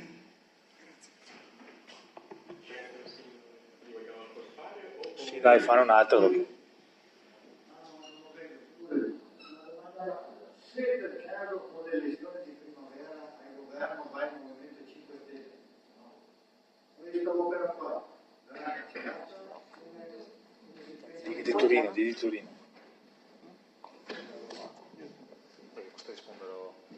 Questa provo a rispondere io subito dopo. Il Movimento 5 Stelle dove è arrivato Torino, che era una città simbolo per un'altra tratta, no? La Val di Susa, cioè Piemonte e la Val di Susa, ha affermato con fermezza di essere contrari al TAV. È stato il primo comune d'Italia a essere no TAV dichiarato. Ovviamente, come è stato detto, non c'è scritto niente sulla pietra, anzi ci fanno credere che tutto sia già deciso quando non è così, perché ogni giorno che passa ne salta fuori una. Sembra che devono partire a gennaio e il giorno dopo sui giornali di Brescia scrivono che partono a gennaio, sull'Arena dichiarano che non possono partire prima del 2018, prima del 2019, poi viene Lotti a Verona, perché adesso arriva il ministro Lotti a Verona, visto che ci saranno le elezioni a breve, e sembra che domani alle imprese individuate daranno in mano gli appalti dei lavori. Poi fanno la fiera dei trasporti a Verona e siccome si devono far vedere belli davanti alla gente partono domani, quindi non c'è niente di ufficiale, non c'è niente di decisivo e il progetto viaggia con una serie di problemi elevatissimi. Per cui, ma che discorsi, mi sembra retorica questa domanda. Torino è l'esempio, a Torino siamo un ottavo e saremo anche al governo. Di Maio si esprime una volta sì o una volta no, cioè anzi una volta sì una volta sì su quest'opera. È venuto, era a Desenzano, quando è stato che c'era a Desenzano? Meno di un anno fa, insomma, alle amministrative di giugno, per cui quella è la linea del Movimento 5 Stelle. Rispondo sì, ma è una risposta minima, sì, immaginabile. Beh, lascio la parola a Erasmo e all'avvocato per...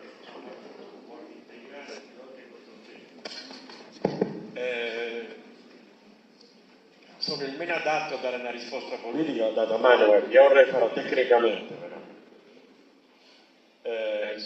Se uno rescinde il contratto con il general contractor, quindi dice non la voglio fare più, paghi una penalità del 4%, così c'è scritto nella convenzione, e liquidi per le spese a cui è stato assoggettato il contraente generale. Era già successo nella legge finanziaria del 2000, prima del 2001, sì, ma proprio precedentemente la prima, del 2001. Poi successero altre cose, quindi tecnicamente è possibile, uno, ma anche per questioni finanziarie, perché delle due l'una, o stiamo scherzando ad aver assunto obblighi derivanti da una trappola mortale per questo Paese, che si chiama Fiscal Compact, è un trattato internazionale che mi dice che in 20 anni il mio debito non può essere più del 60% di quello che io produco, riferito all'anno scorso. Prodotto il PIL l'anno scorso era 1.600 miliardi di euro, per il 60% fa 960. Ne abbiamo 2.200, si tratterebbe di tagliare in 20 anni 1.240 miliardi di euro, cioè 62 miliardi di euro all'anno che vanno a sommarsi agli interessi sul debito per altri 60. Questo è incompatibile, delle due l'una. O stiamo scherzando e di anno in anno anche i trattati internazionali li buttiamo avanti e lasciamo il Paese sotto la spada di Damocle del ricatto annuale delle leggi finanziarie. In un contesto del genere io mi chiedo come sarà mai possibile finanziare un'opera del genere. I margini di capacità sulla rete ci sono. Io stasera non c'ho la slide, ma lo dico lo stesso loro. Sulla linea viaggiano 250 treni. Loro, dopo l'incidente del 1997 del pendolino, hanno fatto un regolamento di circolazione fortemente cautelativo per loro, restrittivo. Poi hanno speso 4 miliardi e mezzo per un sistema di sicurezza della circolazione che si chiama SCMT, Sistema di Controllo Marcia Treno. Questo avrebbe garantito che cosa? Un aumento del numero dei treni in sicurezza. Però che cosa hanno fatto?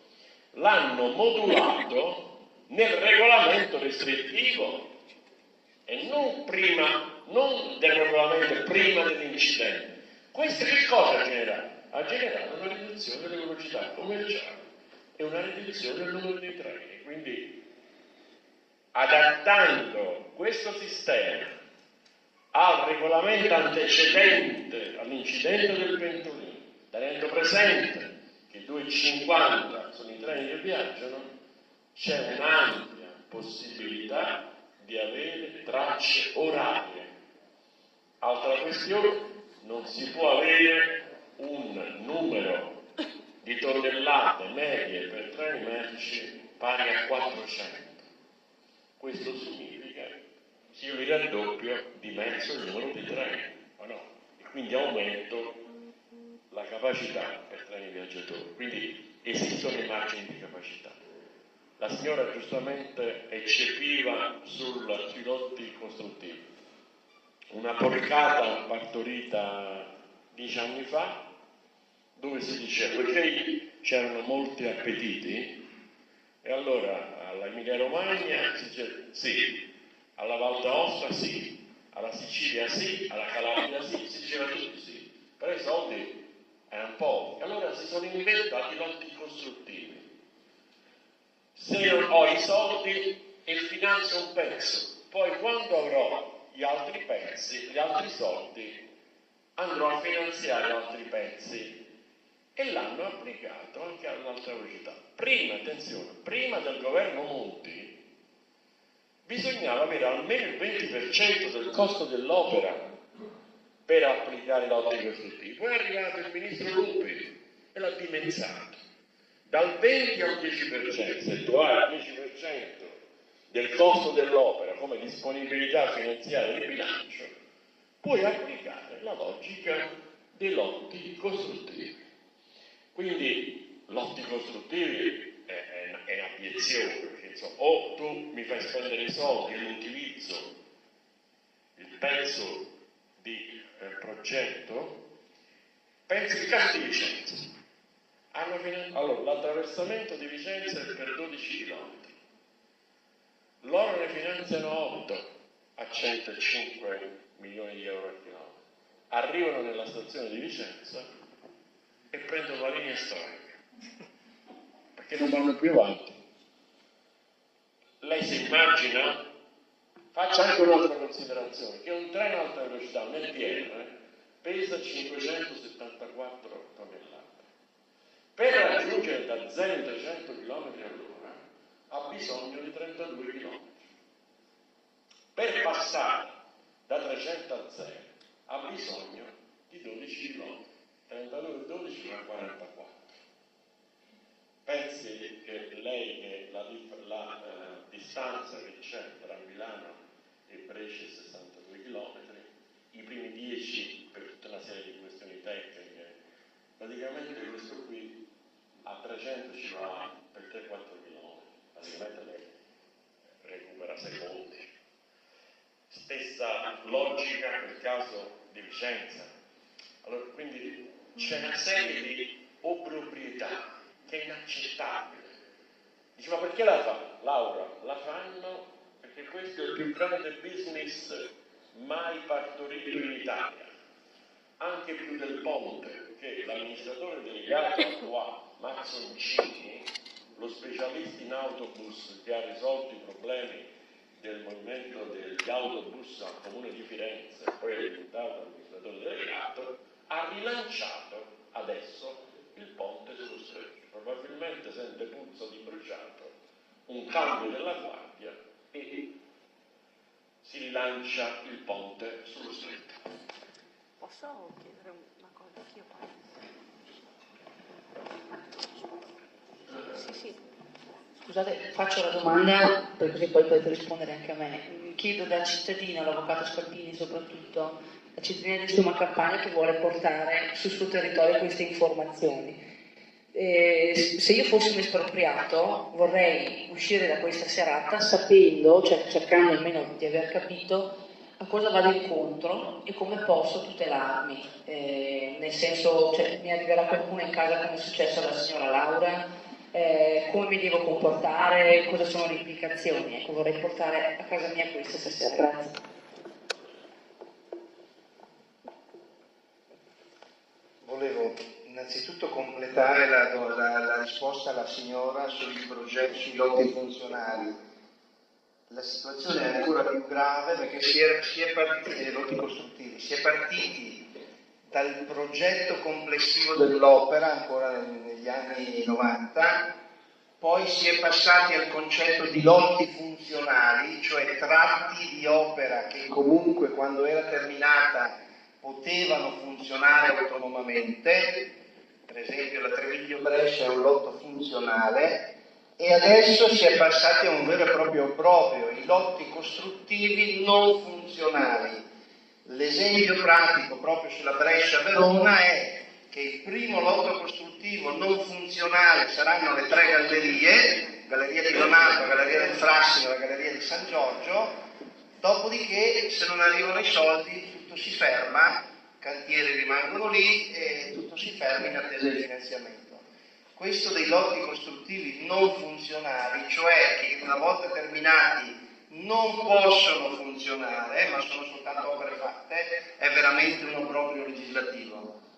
La prima domanda, perché il ricorso è stato bocciato, in realtà i vizi che erano stati contestati erano molti, diversi anche, mi sembra che fossero 15, sulla maggior parte di essi il TAR ha risposto, che poi ha risposto in modo convincente, questo no, comunque ha risposto.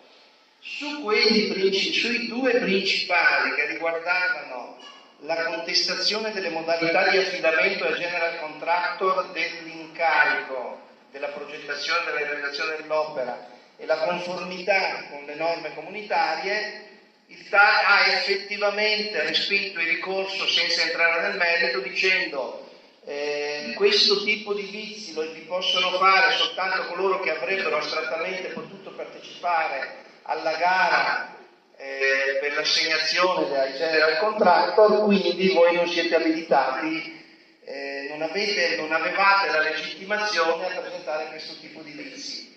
Anche questo è un obbrobrio perché significa che l'affidamento diretto ai general contractor possono farlo soltanto la contestazione dell'affidamento lo possono fare solo i general contractor, perché quale azienda in Italia ha la potenzialità di partecipare ad un appalto di 5, 10, 15 miliardi di euro, se non questa associazione, questo consorzio, vero? Il consorzio CEPAV che fa la tratta Brescia-Verona, il COCIV mi pare, la Genova-Milano, e tutti questi consorzi dalle potenzialità finanziarie infinite naturalmente, quindi significa di fatto, io spero che il Consiglio di Stato cambi questo orientamento del TAR, significa di fatto negare la tutela.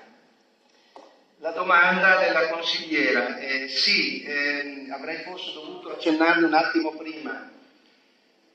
Confermo che in questo momento non è ancora previsto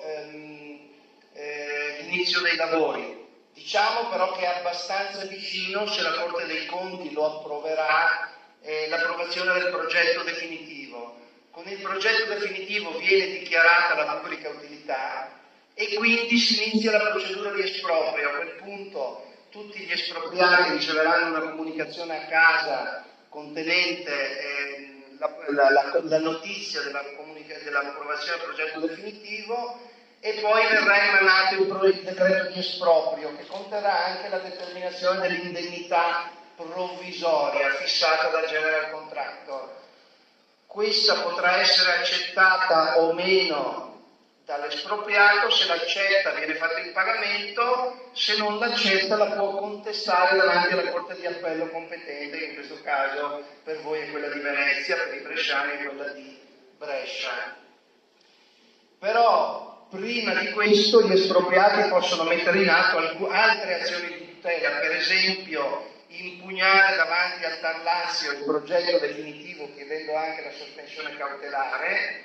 E inoltre molti espropriati sono dentro il ricorso che è pendente davanti al Consiglio di Stato e che si discuterà il 15 di febbraio.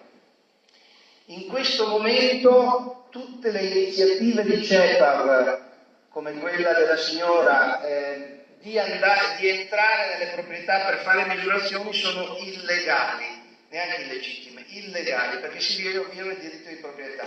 Loro possono farlo, ma per farlo devono mandare una preventiva comunicazione al soggetto nella cui proprietà entrano, indicando la data e l'ora e i soggetti che entreranno nella proprietà. In assenza di questa comunicazione non possono entrare nella proprietà, quindi se qualche cittadino li vuole mandare via può farlo naturalmente con l'educazione che serve per...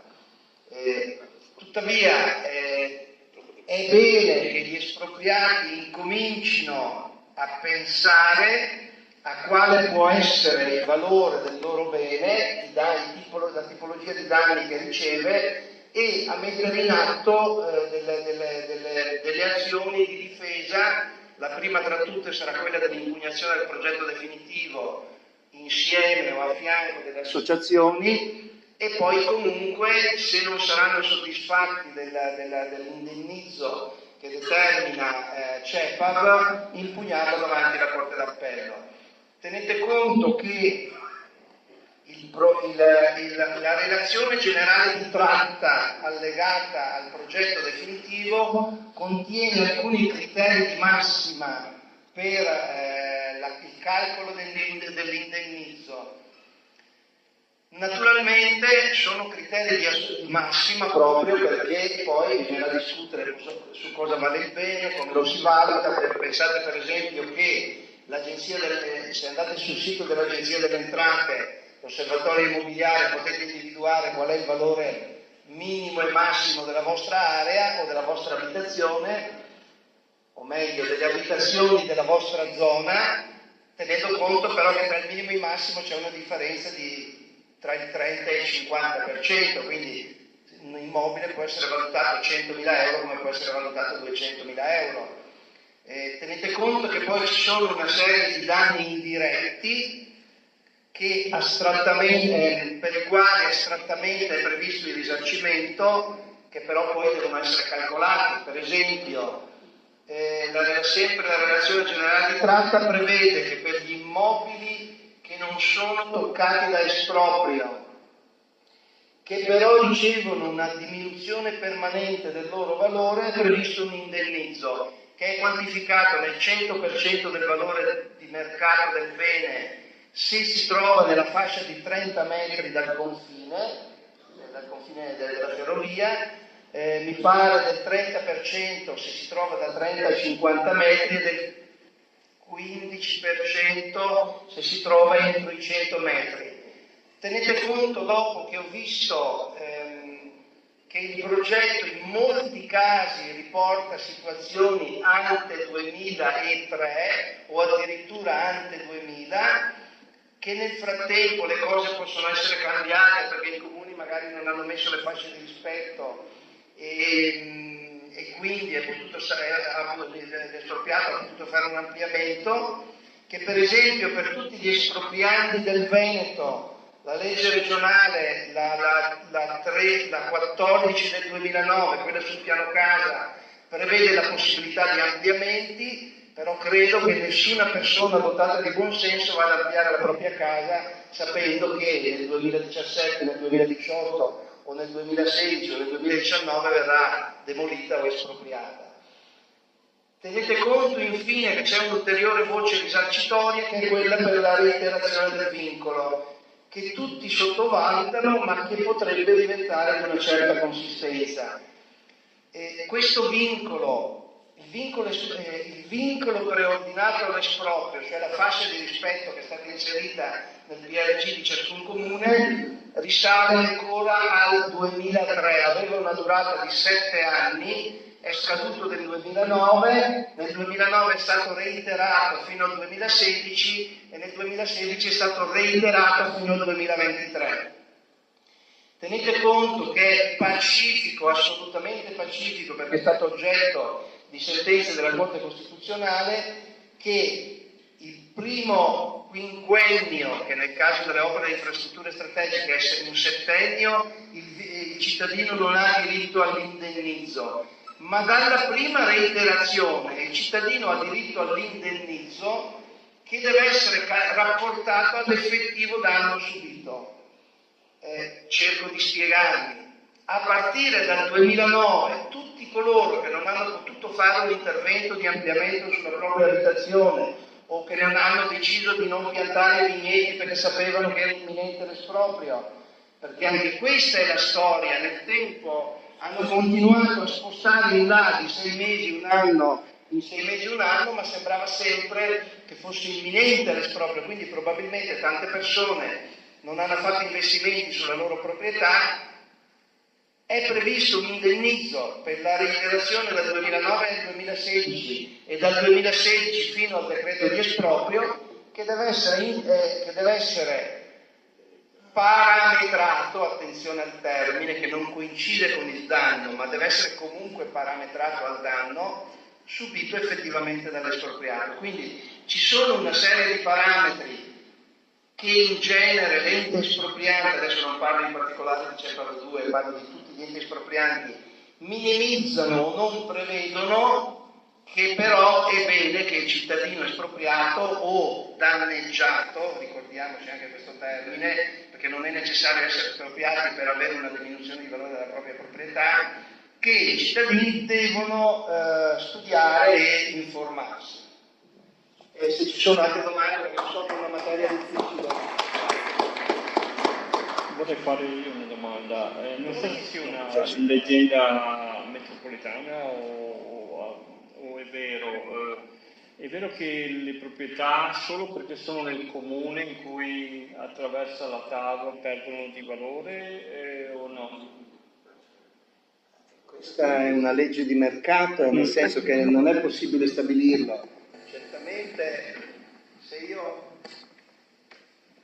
io ho una casa che è a 105 metri dalla TAV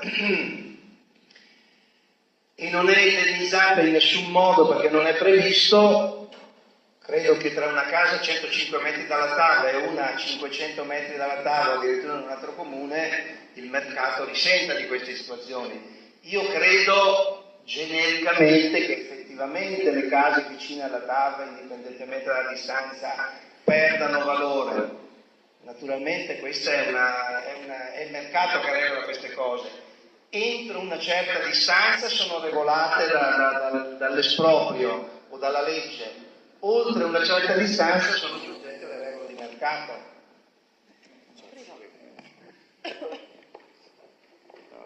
Cortesemente, per chiarire quello che ha esplicitato l'avvocato, volevo chiedere, VAM, il valore del terreno, il più probabile il valore di mercato, quindi sarò risarcito con il valore VAM, che mi sembra che alcune corti abbiano fatto sentenze e hanno detto che non è più quello, ma deve essere il valore effettivo. Ovviamente il terreno in questa frangente dal 2003 in poi, che c'è il vincolo preordinato all'esproprio, il valore è diminuito del mercato. Quindi come sarò risarcito?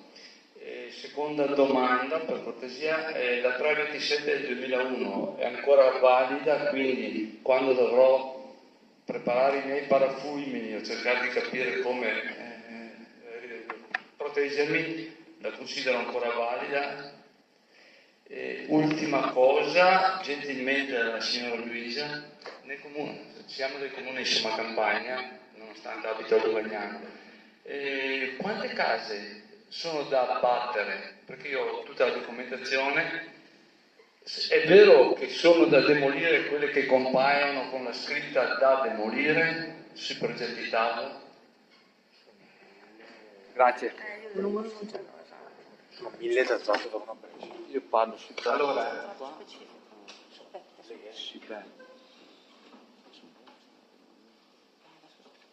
prima domanda, il VAM.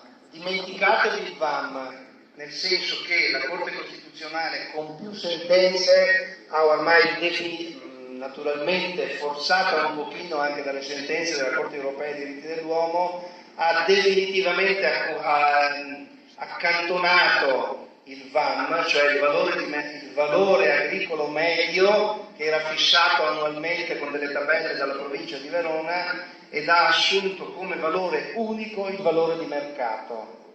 Quindi l'indennizzo dovrà essere calcolato sulla base del valore di mercato del bene. Chiaro questo? Tenendo conto peraltro che per gli agricoltori ci sono anche delle duplicazioni dell'indennizzo, se è coltivato direttamente, e in caso di accordo bonario c'è un ulteriore premio che aumenta ulteriormente l'indennizzo nel caso di aree fabbricabili del 10%, nel caso di valore di aree agricole di un'ulteriore quota del valore di mercato. Il 327 del 2001 è un DPR che è praticamente il testo unico degli espropri, è tuttora valido e vale anche per le opere infrastrutturali, a parte alcune norme sulla comunicazione via procedimento, ma sulla tutela dell'espropriato e sui rimedi per l'espropriato vale il DPR 327 del 2001. Sulle case da demolire, magari se vuole rispondere, però io vi dico una cosa: ho verificato che ci sono delle situazioni in cui il progetto è sbagliato. Per esempio, ho una situazione per le mani in cui i binari risultano a 29-30 metri dalla casa o dall'abitazione, però si dimenticano di dire, ma naturalmente nei progetti c'è, che per realizzare, parlo delle gallerie, per realizzare la galleria vera e propria devono scavare 20 metri da una parte e 20 metri dall'altra. Naturalmente se nello scavo toccano la casa o demoliscono la casa, non è che poi ve la ricostruiscono, ve la devono pagare anche se nel progetto non è segnata. Tenete conto che c'è una tavola allegata al progetto definitivo che riporta tutte le abitazioni e le strutture che devono essere demolite, però questa tavola talvolta risale anche a 20 anni fa, quindi nel frattempo potrebbe essere successo che l'abitazione o la struttura si è ampliata, magari proprio dalla parte delle ferrovie, e quindi pur non essendo prevista la demolizione del progetto comunque viene interessata con fenomeni demolitivi. Quindi il consiglio è: guardatevi la vostra situazione particolare, magari con dei professionisti o delle persone che comunque di cui vi fidate, e state attenti a quello che c'è nel progetto e a quello che è la situazione reale.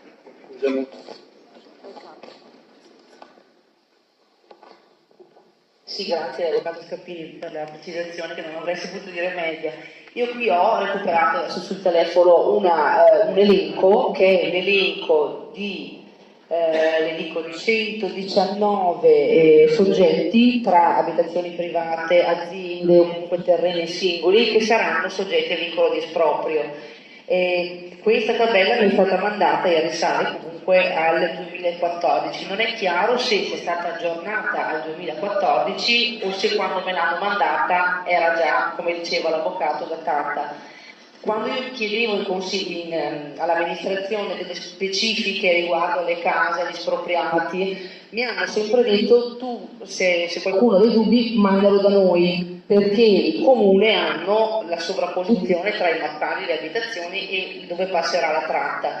E siccome sono lì apposta i nostri funzionari, i nostri amministratori, la invito ad andare a rompere le scatole più volte se non l'ha già fatto, perché l'ha già fatto e ha avuto risposte verosimili, utili.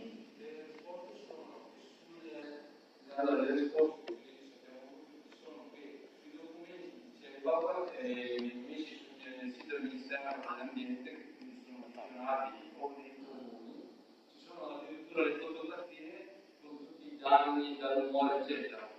E l'ultima casella è poi in fondo sotto, sempre in quelli esplosi, porta la voce, per esempio, di una casa che conosco benissimo, l'abitazione da demolire. Quindi da parte da demolire, nel tecnico giusto, non lo so. Quindi io considero che quella sarà abbattuta.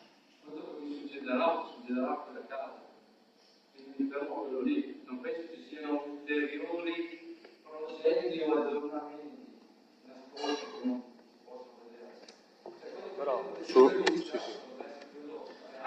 però mi è successo la stessa cosa, perché sul territorio ovviamente facciamo infinità di eventi di questo tipo a San Martino Buon Albergo, dove sulle tavole di progetto c'erano delle abitazioni segnate come da demolire, ma perché diciamo tutto l'incartamento allegato sul sito del Ministero dell'Ambiente risale a 10-12 anni fa, dopo magari sicuramente.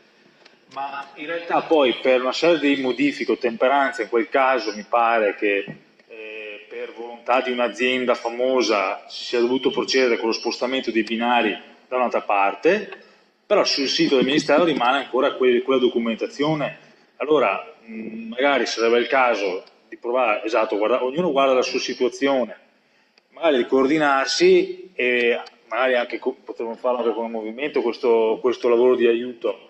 E magari di mettersi in contatto con qualche professionista che riesce a dare una risposta tecnica, anche avendo la possibilità di vedere i veri progetti, perché ad esempio io ho fatto un'interrogazione recentemente, mi ha dato una mano Erasmo, sulla questione della mancanza di rispetto di quanto prescritto dal Consiglio Superiore dei Lavori Pubblici.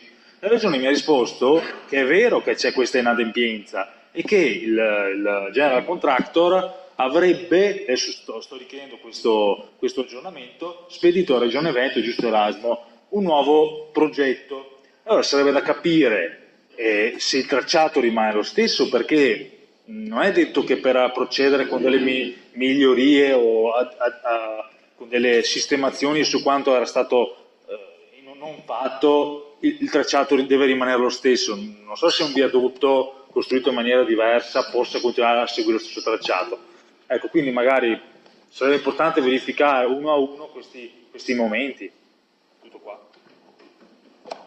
Comunque, per chi riesce un po' a navigare, è sufficiente, bisognerebbe andare sul sito del Ministero dell'Ambiente, sotto la tratta Brescia-Verona, lì ci sono una serie di allegati dai quali si riesce a capire qualcosa.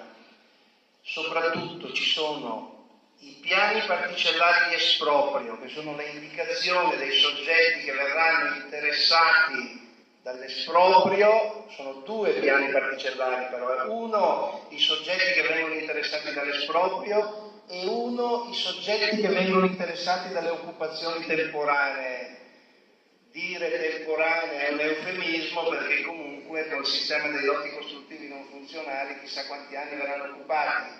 Comunque ci sono questi due piani particolari di esproprio. Poi bisognerebbe andarsi a vedere alcune tavole riguardanti il tracciato, perché lì ci sono alcune tavole d'insieme in cui sono indicati i cantieri, le strade di cantiere, tutte le aree che verranno occupate e anche le case da demolire. Infine c'è un ulteriore allegato che riporta tutte le schede delle case da demolire e tutti i dati delle case che si trovano, tutti i dati relativi alle vibrazioni, ai rumori, alle polveri delle case che si trovano entro un certo, mi pare entro i 30 metri dal tracciato della ferrovia. Quindi se riuscite un po' a navigare, andatevi a prendere uno dei primi allegati che riporta l'elenco di tutti gli allegati e in base a quella numerazione andatevi ad aprire i vostri allegati e vedrete che sarete sicuramente aiutati a capire qual è il vostro destino. Tenete conto però che nel frattempo sono emerse una serie di situazioni particolari che anche, non ultima, quella del Consiglio Superiore dei Lavori Pubblici, che imporranno delle modifiche. Quindi, anche questo sarebbe una cosa gravissima, il progetto definitivo che viene approvato dal CIPE e che contiene la dichiarazione di pubblica utilità probabilmente non è quello definitivo. Solo qual è il trucchetto? Loro perfezioneranno il progetto nella fase del progetto esecutivo, ma nella fase del progetto esecutivo gli espropriati avranno già perso la proprietà e nessuno più controllerà, a parte alcuni funzionari del governo. Anche questa è una tecnica di come si realizzano le opere pubbliche in Italia. Voglio aggiungere alcune questioni a Manuel. Questa questione qui, che la risposta dell'assessore regionale qui implica un doveroso approfondimento, perché se, come dice Fausto, questi modifiche nel definitivo, quelle modifiche sono modifiche sostanziali, ma chi è che deve esprimersi su questo? Non è la via regionale, è la commissione via speciale nazionale, sono loro che devono dire riassoggettiamo il procedimento di via, perché questa, e io ritengo che lo sia, una modifica sostanziale, e questo è uno. L'altra cosa, dovete sapere che chi è che espropria, il rapporto non sarà mica con l'RFI o con la società dell'ingegneria. Voi avrete di fronte il general contractor, CEPAF, è lui che cura le pratiche di esproprio. In più, hanno l'obbligo di subappaltare il 60% dei lavori. Quindi c'è un'altra con lotti sostanziosi, insomma, è quantificabile intorno ai 500-550 milioni, quindi dovete aspettarvi anche che le società subappaltatrici non siano necessariamente del luogo con questo livello dei lotti. Altra questione, io francamente non comprendo, bisogna essere noi, come un sindaco non faccia il ricorso ad adiuvandum al Consiglio di Stato. Perché?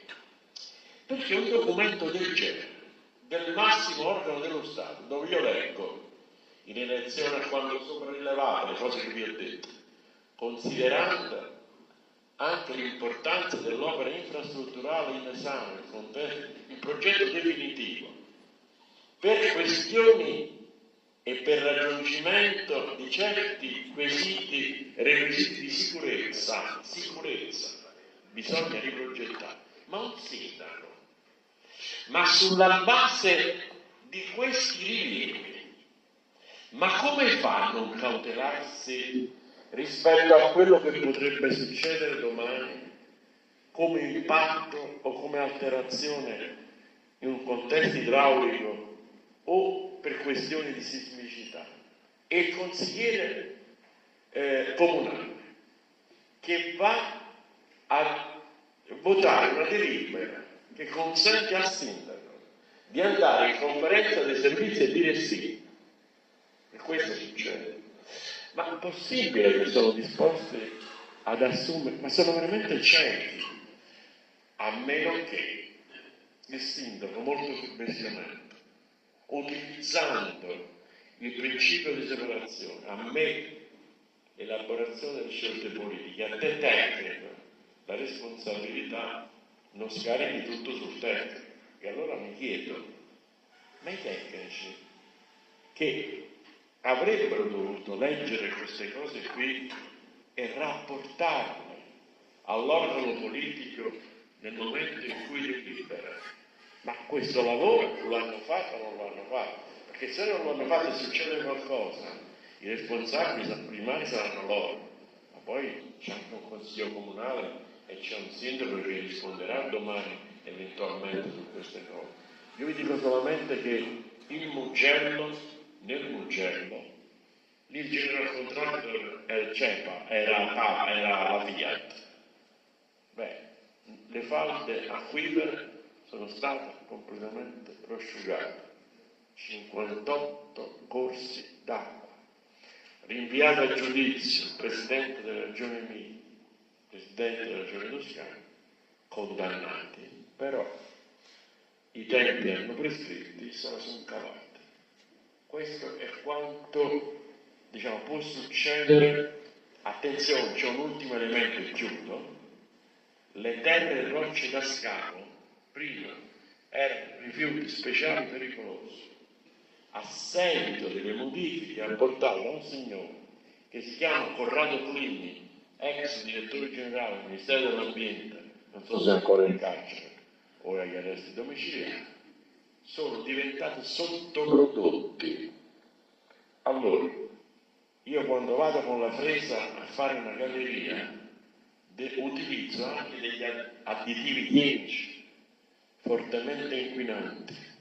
Le terre che io, e quindi diciamo i residuati, le terre rocce da scavo, sono inquinati di quella roba lì, per una serie di meccanismi strambi che solamente qui possono succedere. Cioè l'analisi io la faccio non lì, anche lì, ma sulla destinazione, un'altra roba.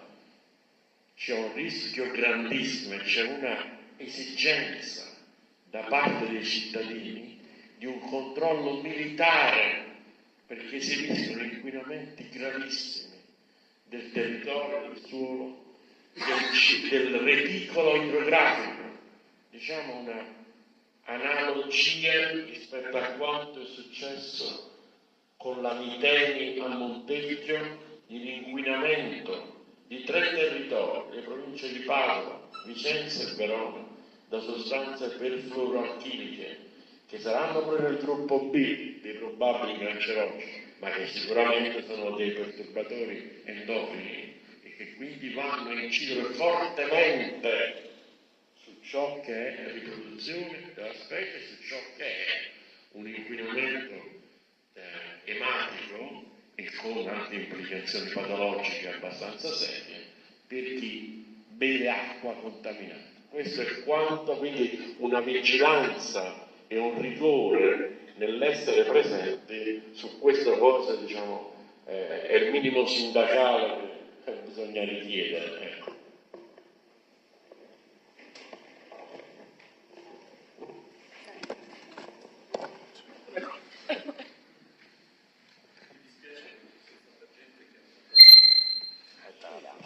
Buonasera, sono Angelo Polizzotto del Comitato di Peschiera del Garda e da 3 anni mi interesso di TAP, in prima linea sempre insieme a tanti di noi. E perché dico è un peccato che la gente vada via? Perché i comitati alla fine non stanno facendo altro che dare informazioni utili per il bene comune. Quindi quando il professor Venon si dice avvelenamento del territorio, avvelenamento delle acque, non è solo perché si sta facendo un treno, è perché noi ci stiamo lentamente condannando alle malattie più strane di questo mondo solo per fare un treno veloce che veloce su questa tratta di ferrovia non potrà andare. Perché non può andare? Perché abbiamo detto e abbiamo sentito stasera che ogni 45-50 km c'è una stazione ferroviaria. Come facciamo a far andare un treno a 300 km all'ora? Quei treni andranno sempre al 30% delle loro possibilità. Su questa tratta non è possibile un'alta velocità se continuiamo a farli fermare in tutte le stazioni. Qui abbiamo un documento che è stato aggiornato da poco da noi, da Mario, che è qui in prima fila, che tutti i giorni, quasi tutti i giorni, è sulle stazioni ferroviarie a cronometrare i treni che vanno e vengono da Verona, e va addirittura anche fino a Venezia oppure anche fino a Milano per capire esattamente se quest'opera è veramente utile. Di utile non ha assolutamente nulla. La differenza tra un treno veloce attuale delle Frecce Rosse che viaggia su questa linea e quello che eventualmente sarebbe dopo aver fatto la linea sono 3 km orari.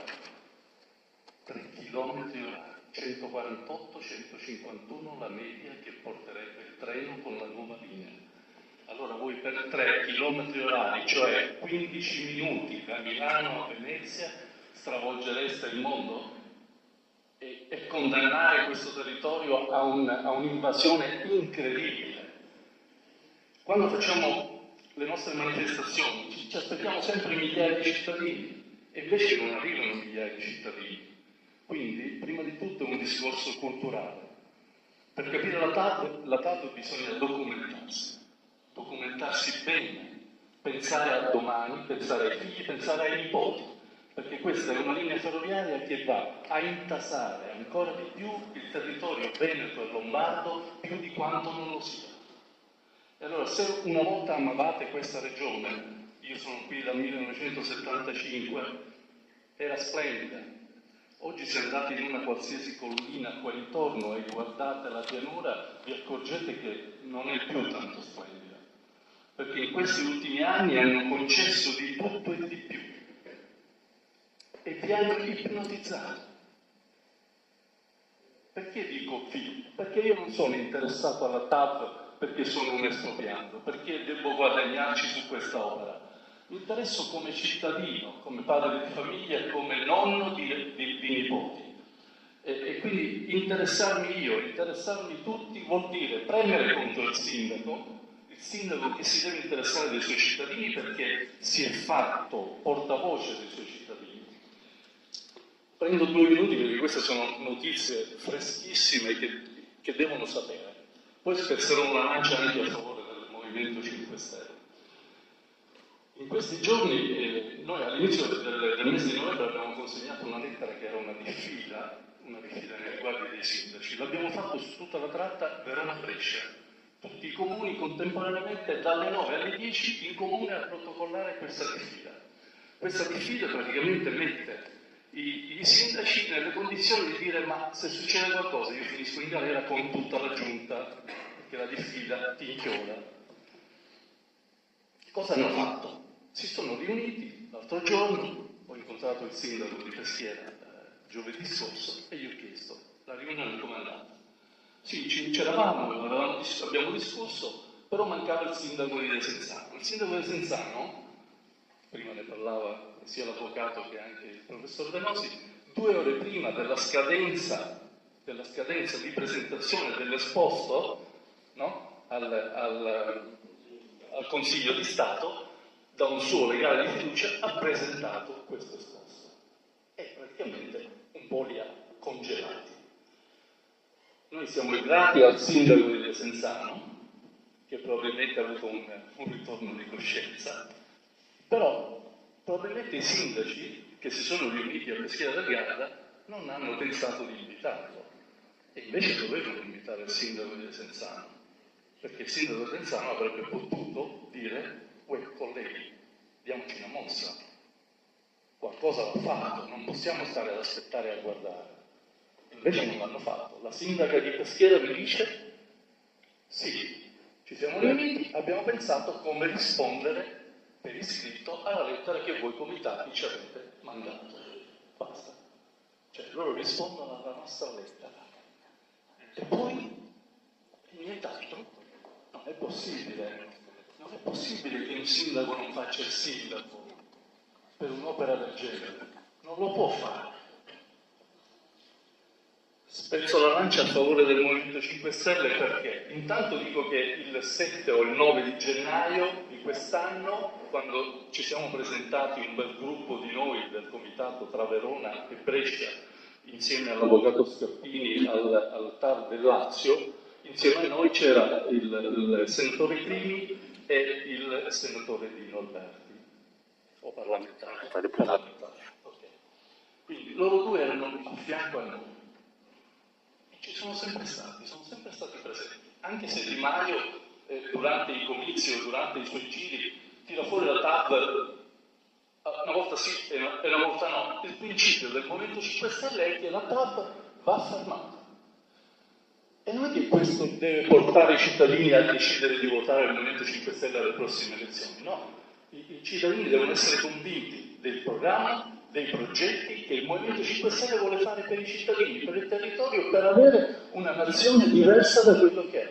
Basta con le imposizioni, perché questa è un'opera imposta proprio stile mafioso, ok? E non credo che lo stile mafioso a qualcuno di voi stia bene. Non è possibile. Quindi andate dai sindaci e dite di interessarsi. Si devono interessare di voi, perché voi li avete votati. Grazie. Questo lo dice. Ci sono altri interventi? Prego. Chiedevo, per chi abita nella classe del 30 o dei 50 metri, sì, una volta fatta la zona per essere sul terreno o sull'immobile, poi quando è che mi devo muovere, quando è che devo fare qualcosa? Cioè, quando vedo che stavano vicino a me, io devo muovermi prima, Sì, è stato detto prima, no? Sì, se vuoi ripetere... No. Prego, posso.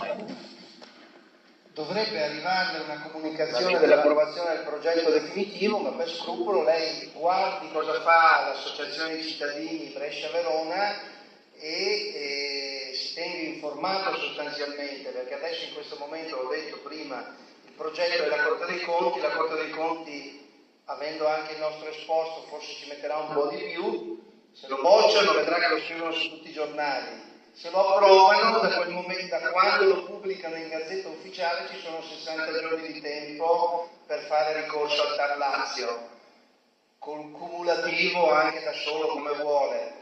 Dopodiché, quando le arriverà il decreto d'esproprio, le può impugnare a 30 giorni di tempo per impugnare l'indennità davanti alla Corte di Appello. supponiamo che non ho l'esproprio, però sono a 50 metri dalla ferrovia. L'approvazione del progetto definitivo, cioè quello che avverrà, se avviene, entro breve. Quindi le consiglio di tenersi informato anche con chi si occupa di questa cosa almeno ogni 15 giorni. Sì, come Movimento 5 Stelle continueremo a fare informazione, quindi penso dopo faremo anche altri incontri per tenere viva la questione man mano che poi verranno pubblicati i vari avanzamenti di questo orribile progetto. Poi c'è il coordinamento Notav, Brescia Verona, i vari gruppi sul territorio. Poco fa Angelo ha parlato di Peschiera, ma ci sono vari gruppi di cittadini sul territorio che in parte, adesso non vorrei dire stupidità, o tutti sono seguiti dall'avvocato Scappini, in buona parte per le buone azioni, per le azioni legali, quindi bisogna fare squadra, ma soprattutto bisogna tenere alto l'opinione pubblica sulla questione. Dopo tra vicini di casa bisogna parlarsi e aiutarsi a vicenda. Prego, Laura, giusto?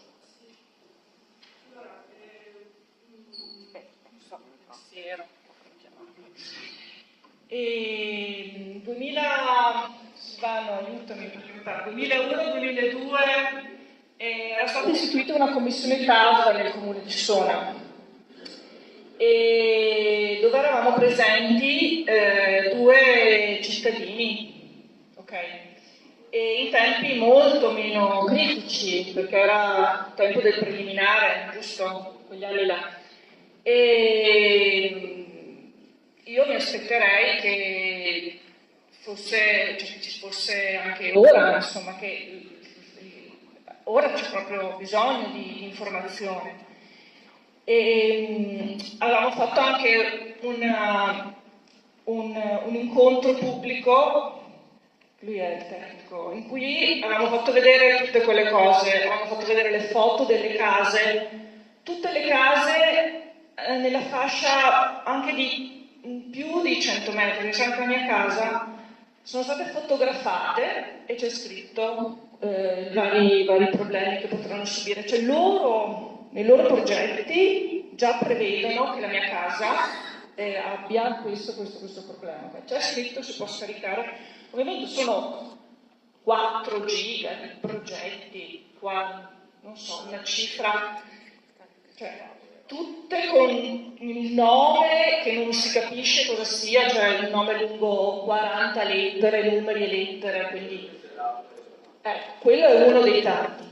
E avevamo fatto proprio un incontro, probabilmente il PowerPoint ci sarà da qualche parte, in cui avevamo illustrato tutte queste cose, i problemi di sismicità, cioè di aumento di vibrazioni e quindi di possibili crolli. Cioè loro lo scrivono nei loro progetti, questa casa avrà questi problemi. E quindi io mi aspetterei, ma purtroppo non è che si può, però insomma che anche in comune i funzionari mi potessero dire queste informazioni, che fossero istruiti, che avessero il tempo, le competenze, la formazione per darmi questa, perché non posso io, normale cittadino, accedere a quel tipo di tracciato. Vuol dire che io per 2 mesi non ho fatto altro nella mia vita, nel 2013, quando sono stati approvati, insomma è ripartito tutto. E ecco, quindi commissione TAV, secondo me nei comuni ci deve essere, e si è sempre chiesto un ufficio TAV. Adesso addirittura nel comune di Sona è sparita anche, c'era l'icona TAV in cui entravi e c'erano tutte le informazioni e aggiornamenti, è sparita anche quella del sito.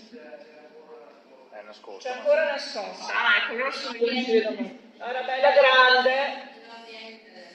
Niente. Non è più così importante. Quindi un'idea magari è questo, no? Perché arriva la lettera o viene pubblicato l'elenco sul giornale? No, l'approvazione del progetto definitivo dovrebbero fare la comunicazione personale. Dico dovrebbero perché il testo unico lo prevede, ma poi... Sì, no, solo per dire che come avevamo con Riccardo, avevo chiesto chi è che non vorrei dire, responsabile dell'ufficio tecnico, sì, l'elenco banale degli espropriati, appunto per poi inviare anche un invito, e il comune di Sona non ha questo elenco, o non ce l'ha, non ce lo voleva dare, dopo non lo possiamo saperlo, ma è assurdo che un comune di Sona non sia preparato, erano veramente sprovvisti. Però noi avevamo chiesto e non ci è stato dato, era solo per dire, chiaro. È chiaro, no, ma ufficialmente non ce l'avevano. Campagna sono elenchi con ragioni sociali, nomi e cognomi, ma ci sono le particelle. Allora io che non ho i mezzi, cioè non ho il pater, non sono un cartografo, non so come arrivare dalla particella all'indirizzo, ed è qui lo scoglio, perché insomma il lavoro è tanto e allora si fa sempre fatica. La mentalità dei funzionari e la mentalità dei gestori della cosa pubblica, quindi dei politici, per la mia esperienza, è quella che ti porta a dire: io sono un politico, non sono un tecnico. Meno rogne ho, meglio è, perché ho da fare, i miei tecnici mi dicono che va bene e quindi loro sono i tecnici. Se succede qualcosa me l'hanno detto i tecnici, e in più di un'occasione nell'ambito dell'ospedale di Bussolengo, nell'ambito del TAV, quando è stato chiesto di fare degli approfondimenti anche solo sui certificati antimafia, come dicevo prima, delle aziende che verranno, speriamo di no, a lavorare sul nostro territorio, la risposta è stata: non è competenza nostra. Allora se non si ha la mentalità di fare quel passino in più per dire sì, non è competenza mia, però è interesse mio e quindi lo devo fare. Ecco, è questo forse il gradino, forse per me sicuramente questo è il gradino che manca, è il cercare di non complicarsi troppo la vita, perché poi io stessa mi sono presa in mano un paccone così, di cui parlava prima Erasmo Venosi, del discorso rocce per la scavo. Allora io sono un biotecnologo, non sono un geologo, quindi ho fatto una fatica micidiale, però ho detto me ne voglio andare in fondo e alla fine qualcosa ci ho capito, ma non tutti hanno la voglia di fare la stessa fatica che ho fatto io, che fanno insomma le persone che sono qui presenti, e quindi alla fine della fiera si tende sempre a trattare gli argomenti in maniera così superficiale, perché tanto prima o dopo di me c'è qualcuno a cui posso riferirmi in caso di problema. Ecco, queste persone non dovrebbero gestire la cosa pubblica e vi invito a ricordarvelo quando dovrete andare a votare. Io non vi dico votate per noi, votate per loro, informatevi, guardate, non perdete la memoria di quello che è successo, perché noi italiani abbiamo sempre poca memoria rispetto a quello che succede. Ricordatevi chi ha fatto cosa e quando, e poi scegliete se volete cambiare qualcosa, perché altrimenti è proprio difficile. Sì, sì.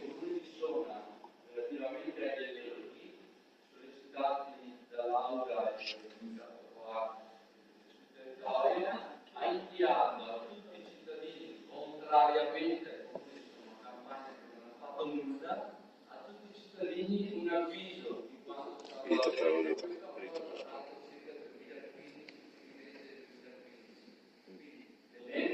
Ma io lo so che c'è, però ho voluto dire la risposta che ci è stata fornita a due rappresentanti dell'istituzione è stato quello. Chiaro. Prego Erasmo. Voglio solamente dire sui corridoi. 30 metri, diciamo dalla prima rotaia, 30 dall'altro posto, non ci dovrebbe essere nulla. Ma questo da un DPR 704 del 1900 e qualcosa, quindi non dovrebbe esserci nulla. Però dal punto di vista degli impatti dovete considerare queste distanze. A 50 metri c'è l'impatto vibrazionale, che è abbastanza consistente se il treno transita alla velocità massima rilasciata. Poi c'è un primo corridoio che è di 100 metri per l'impatto di tipo rumoroso e un secondo corridoio di 150 metri. Non a caso la legge che disciplina l'impatto acustico per quanto riguarda le opere ferroviarie, ce n'è anche un'altra, è un decreto attuativo della legge quadro del 92-94, non mi ricordo,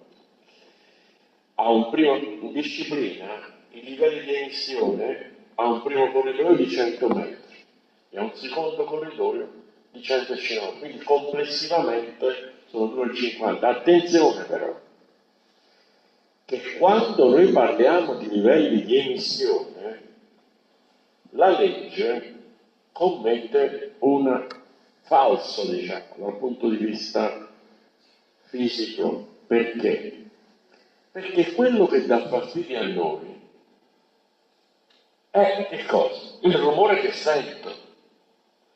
Quello che invece viene messo all'interno della norma è una media di 16 ore di giorno e di 8 ore di notte. Si chiama l'eco, livello equivalente continuo, e poi c'è la lettera ponderato e curvato, che è la curva di percezione del nostro apparato uditivo. Allora voi capite che andare a dire ma non deve superare i 70 decibel di LEC ponderato in curva A, Questo è il frutto di una media, è come quello che si mangia i due voli e quello blu, insomma, capite com'è? Quello che si veglia o quello che viene riconosciuto all'interno della remunerazione del danno è il rumore da letto. Quando parlano di acustica predittiva, il parametro di riferimento è questo. Quindi voi capite che poi c'è un'altra cosa, la TAV ha un abbuono sulle emissioni di 3 decibel. Il decibel è una scala non lineare, è una scala che scientificamente si dice logaritmica. Che cosa vuol dire? Se io incremento di 3 decibel, significa che raddoppio l'energia associata. Se prima era 100, l'energia acustica associata con 3 decibel di scatto diventa 200. Voi quindi comprendete come anche la mitigazione dell'impatto acustico e il riconoscimento del danno da rumorosità per il frontista diventa come giocare al totocalcio, a Superenalotto o a quelle diavolerie insomma che si fanno, ecco. Sull'impatto elettromagnetico invece lì c'è un piano all'interno del progetto, la prescrizione di caratterizzazione, di approfondimento ulteriore per vedere le esposizioni delle abitazioni rispetto al campo magnetico.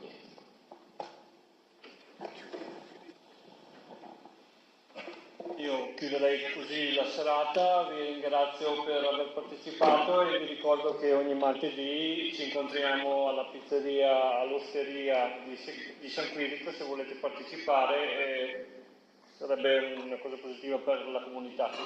Grazie. Arrivederci.